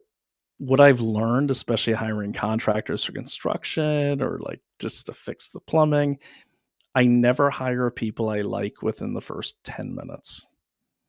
Because I've come to realize that if I like someone in the first 10 minutes, they're selling me something. Mm-hmm. And this has been a 100% equation. Of course, keeping in mind that I've done the due diligence after the fact or before the fact. I even had a contractor show up to renovate a place in Lower Manhattan for Naomi. Dude, he showed up with a full tool belt. This is for an estimate. Full tool belt, clipboard, and a Bible. What's wrong with that picture, Dallas? If you had to do a quick breakdown, I've never told you the story, but what's the Bible for? Why are you trying to prove to me that you're a trustworthy Christian? Is that why you brought the Bible? Exactly. What's the tool belt for? Yeah. Tape measure, I get. Mm-hmm. Yeah. Yeah. So that's all right. A couple more comments. Go ahead. No, I was just saying they're putting on when they do that. Yeah, and that guy totally tried to rip us off. I didn't let him. But it's and like I said in one of my tweets, there's 14 seasons of American Greed, and they're still making more. There's a reason for that. The number one target on that show, upper middle class. Mm-hmm. Upper middle class, but that's not to say they won't go after anyone. Anyone who's had a parent die, you will get a million phone calls from people talking about life insurance, health insurance, burial insurance, all this other stuff. It pisses me off. That's why we're doing this. All right, a couple more comments, Dallas, and I know we got to call it a night. See, you didn't know when you should have talked to Bill. Bill knows I get on these things. I could go for 8 hours. Not a problem, man. I'm having a good time. Well, I'm glad you're here, man. So she's talking about the Shakopee tribe, Zoe Lakota are allowed to. Yeah, they are. I mean, in a lot of, it depends. Like the marijuana laws are different per state. Okay, so you are allowed to grow marijuana in certain states. I think here in Massachusetts, you could have 2 plants. The only thing that is federally regulated at this point with marijuana is banking the money. Okay, and it's created. I'm amazed that that hasn't become a major problem, because I've done a couple of details for security out in Las Vegas where we're moving pallets of cash because they can't deposit that stuff. I know the Chinese Communist Party infiltrated Maine. If you go to the Maine Wire, which is a great source, they've done some extensive reporting on Chinese nationals getting into the illegal marijuana business in Maine because they can't bank the cash anyways. So it's a great way to raise cash for operations, and there's no trace of it. Yeah. All right. No longer tired. This is the first I've heard of this. Thanks for sharing this info.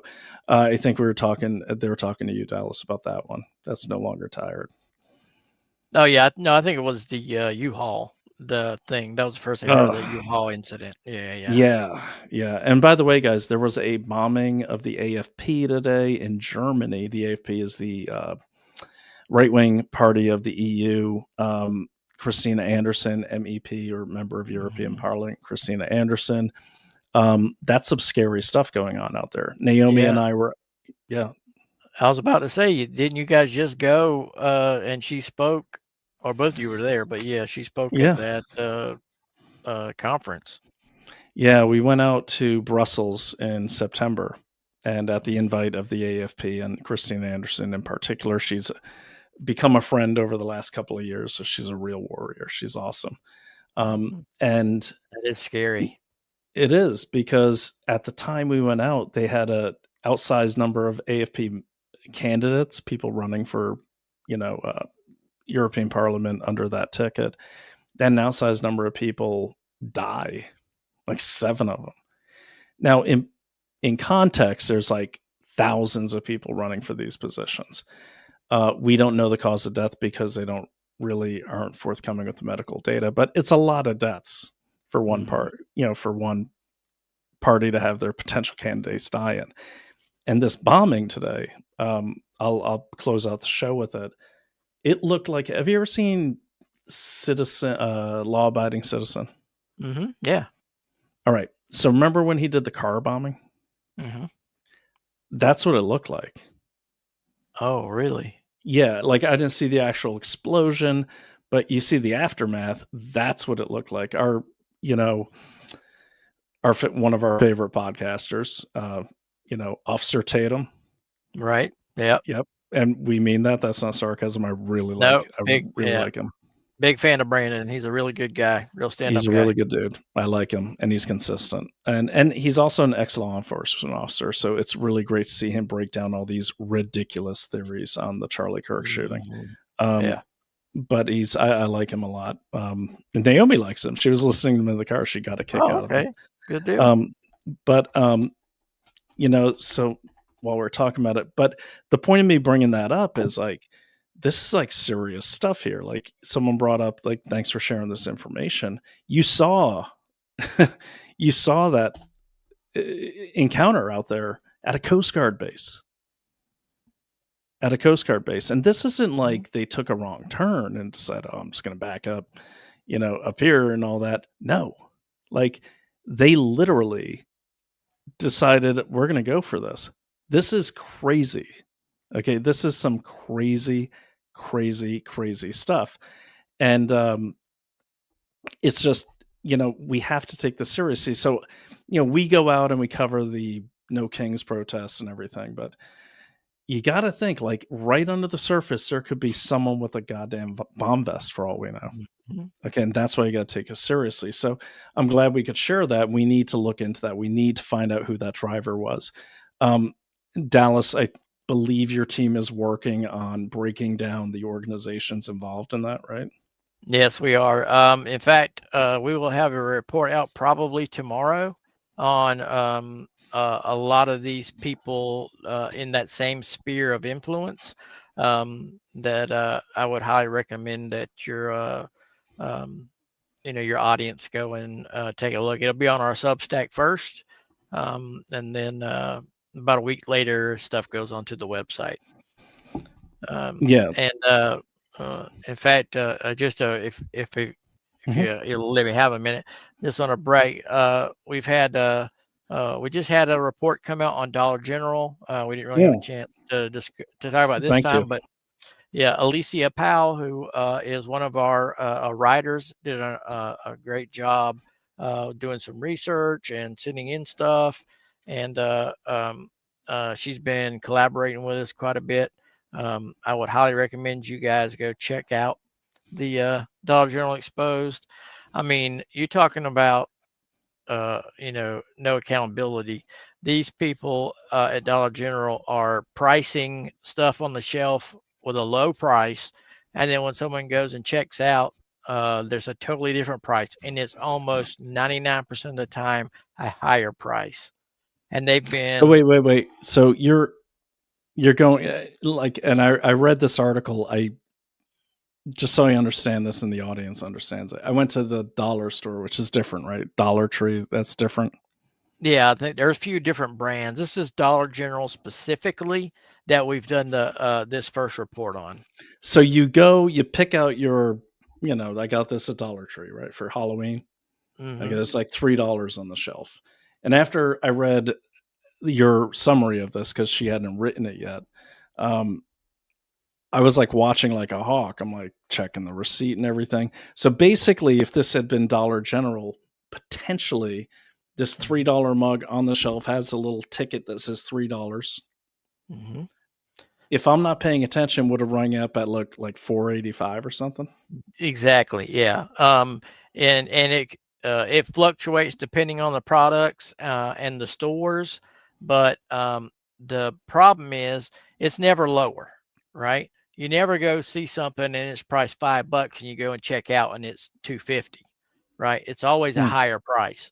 So why is that? I mean, just, if they're pricing stuff wrong, then sometimes it should be lower. But if you get into the report on our Substack, you'll see they've had states that have given them 50 warnings and before they fine them, and then they fine them for a couple $1 million. And a few months later, they're back to doing it again. I mean, and just over and 50 over warnings again. from like attorney general's offices From at Attorney Consumer General's Affairs. office. Exactly, exactly. They'll have, they'll go in there and secret shop them, or, and check the receipts versus, the recorded price that's on the shelf, and it's always higher. So what's going on there? I mean, that seems to me that is a tactic and not a mistake, right? That's what do they say? It's a feature, not a bug of the system. They're somebody's wanting that to happen, because if it was just wrong pricing, then sometimes you would get it cheaper than it says on the shelf, just because the way pricing and stuff works. But it's like 99.9% of the time, it's always a higher price at the register than it is on the shelf. So, And dude, that's Dollar General. I mean, it's like, I don't want to stereotype here. I go to the dollar stores all the time because that's where you get your necessities. But I mean, there's people. It's coming up on Christmas, man. Like, yeah, there's a and bunch of people that can't afford to shop anywhere else are going to get ripped off. Like, these are lower income people. exactly. They serve a lot of lower income families. And to do this to them is, I think, just what makes it so much worse, right? These people need to save as much money as possible. They're trying to make a dollar stretch, and they think they're getting it for one price. But you know how it is when you go and ranks up, 5 or 6, 10, 20 things up at a cash register. You're not paying attention to each and everything as it goes through. A lot of times you can't see it. Like, they'll turn the screen where you can't see what the prices are when they're scanning it. So it is, it irks me to no end. And it's just one of those things and they've been fined in state after state after state after state. They've been hit, but it's always $1.2 million fine, $1.3 million fine. And they get nickeled and dimed. And what are they worth? What was Dollar General worth? They're oh my gosh, I just had it. They're 50 That's billion. Cool. 50 billion. No. I'm sorry. They have over. They have, I think, 28,000 stores. I can't remember. 41.7 billion. Yeah. There it is. 194,000 employees. I thought it was close to 50 billion. That is close. That's 41.7 billion. 48 states and Mexico. Jesus. Yeah, they're a big. Wow. They're I think they're creeping up there to number 4 or 5 retailer in the country. Oh, they need to be shut down. Yeah, they're doing, and that's not all we found, right? This is not all we found. There is a bunch of, like, when they started, their original CEOs and officers got banned from ever representing a public company again from all the shenanigans they pulled. Like, this is not all we found in the report. So when we do a report, and this is not the only report we'll put out on them, this is just the beginning, just our initial findings, more to come. And I don't know what kind of advice you have for people. I've really started making them print out my receipts, because I realized, like, with Home Depot and stuff where I have like accounts, if I email the receipt, I never look at it. Yeah. If you're going to Dollar General specifically, I would suggest using self-checkout if you can, so you can pay attention to what the prices are. It's hard to remember. You can snap a picture of the stuff you're getting on the shelf. If you want to make sure, you can snap a picture of the price, and when you ring it up, you'll be able to see what it is. Keep your receipts. Take a little bit of extra time when you get home and double check your receipt. If you can't do it there in the store, I completely understand. People are busy. You need to, but just try to protect yourself. If this happens to you and you have a receipt, email us at leads@consumerdiligence.org and let us know we will try our best to help you get in touch with the right people so you can report it in your local area.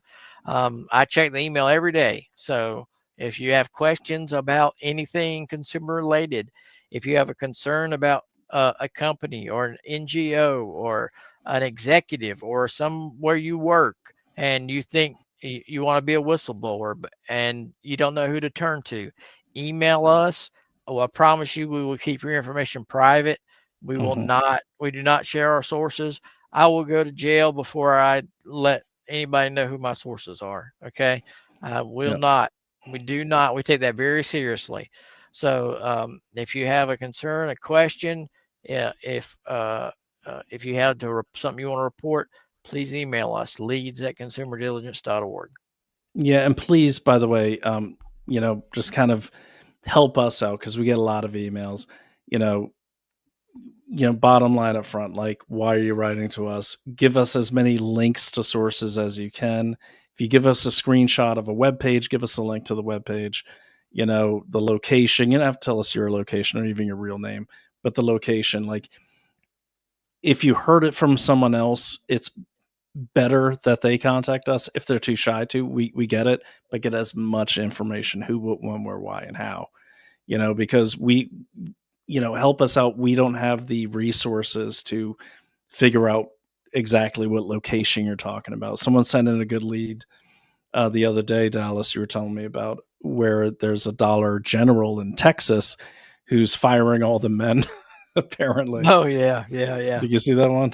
Yeah. But he gave the store number and everything. So as much detail as you can. Don't triage the info. Okay. Let us triage the info. Give us everything you got.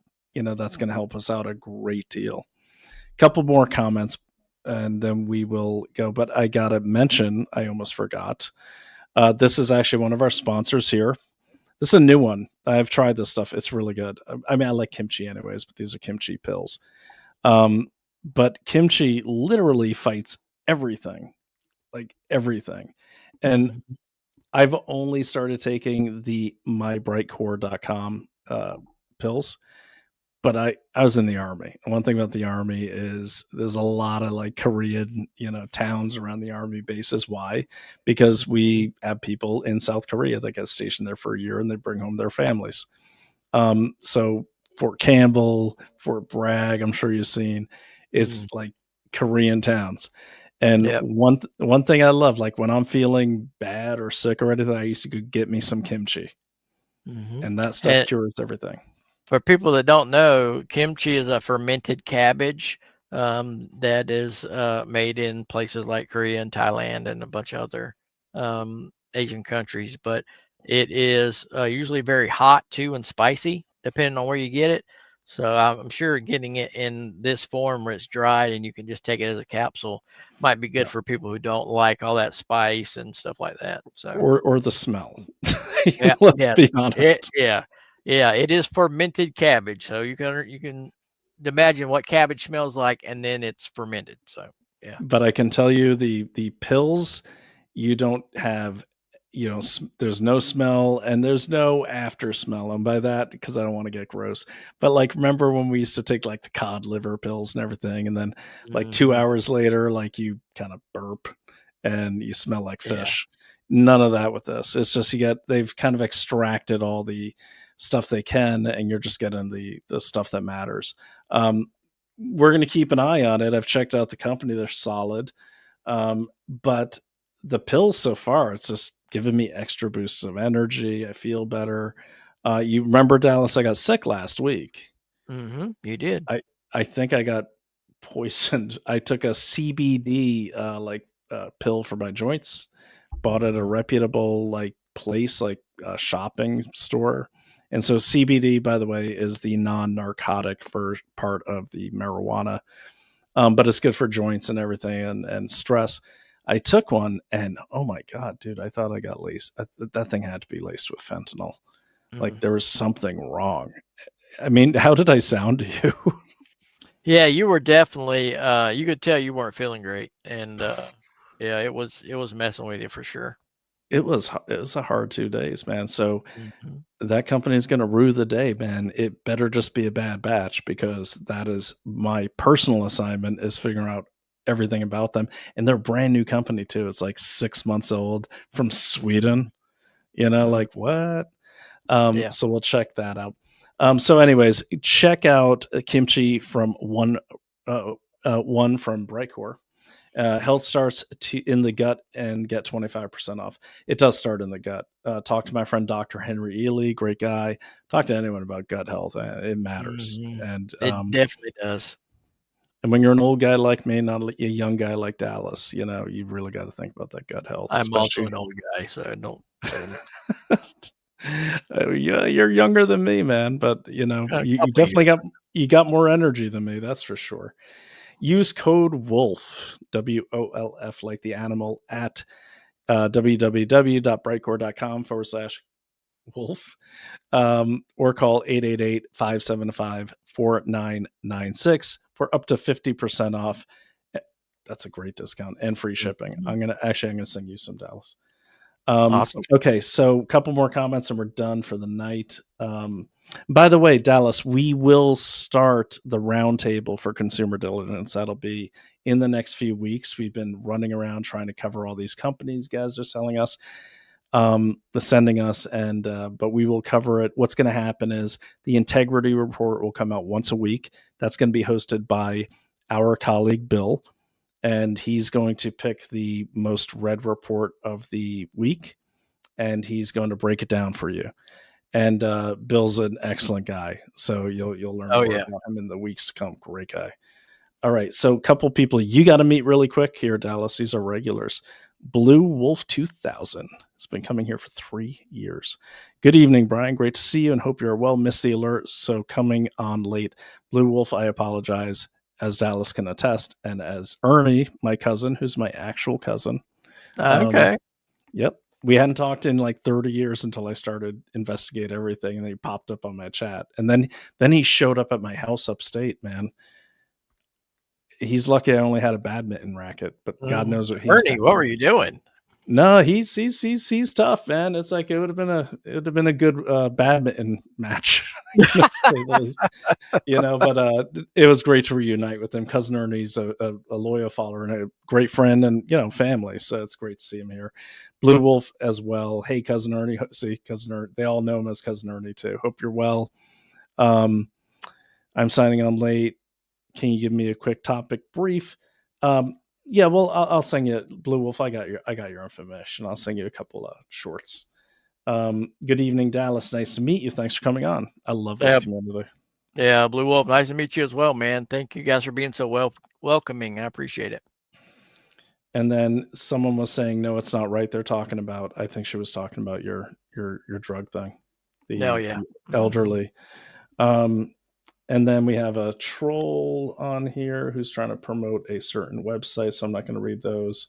And that's okay. If you're not a troll, never married, then by all means prove it, but you're going to get blocked.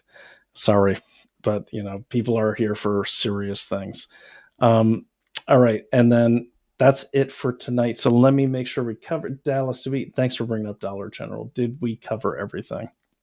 Oh, yeah. Yeah, I think we're good. Okay, so guys, please go to consumerdiligence.substack.com. Get a paid subscription. It's very cheap. Every little bit counts. We're working in our free time. This crazy man here, he texts me at like 2 a.m. sometime. And then of course I'm up because I'm working too, but we're obsessive about this stuff and we want to protect people. And we have elderly people in our families. That's why we're doing this as well. But we want to keep it going. It's, we're going out on a limb, we're giving up our night times to work on this stuff outside of our day jobs. And we hope it's useful to you. So please, at a minimum, go to consumerdiligence.substack.com. If you can't do a paid subscription, we get it. Get yourself a free one, but share it out with people. Okay. Because we definitely need the support.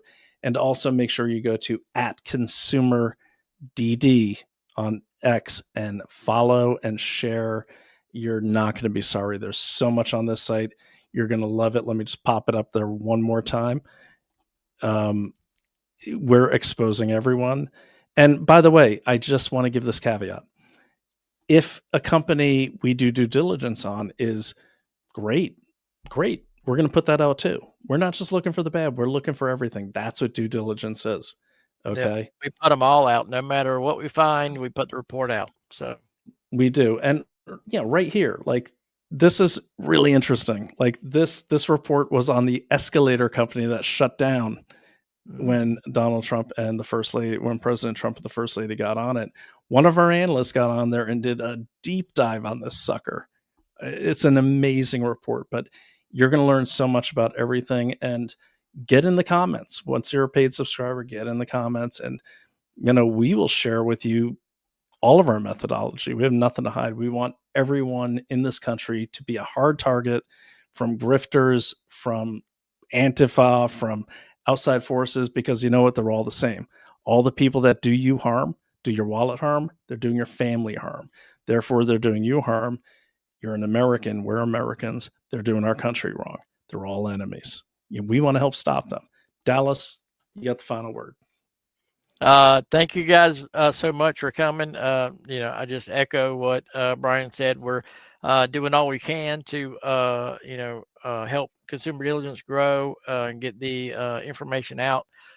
If you want to follow me on X, it's at DC Ludlum, at DC LUDLUM. And I appreciate you guys.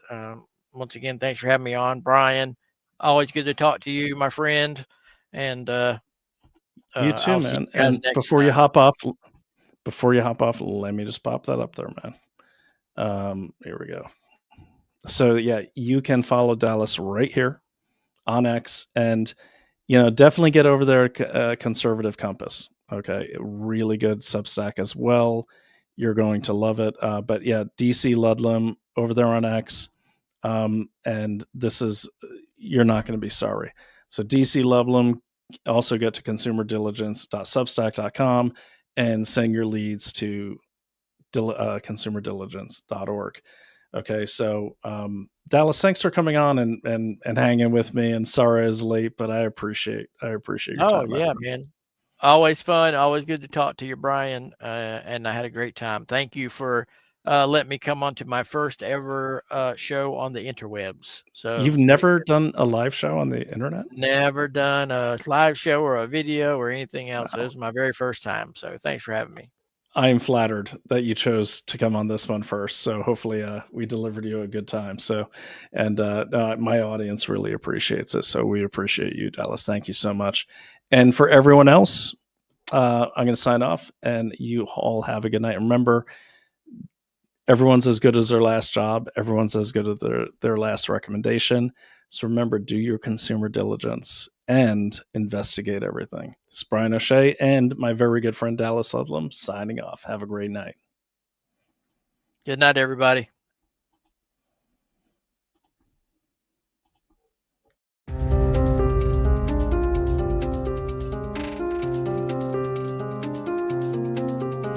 You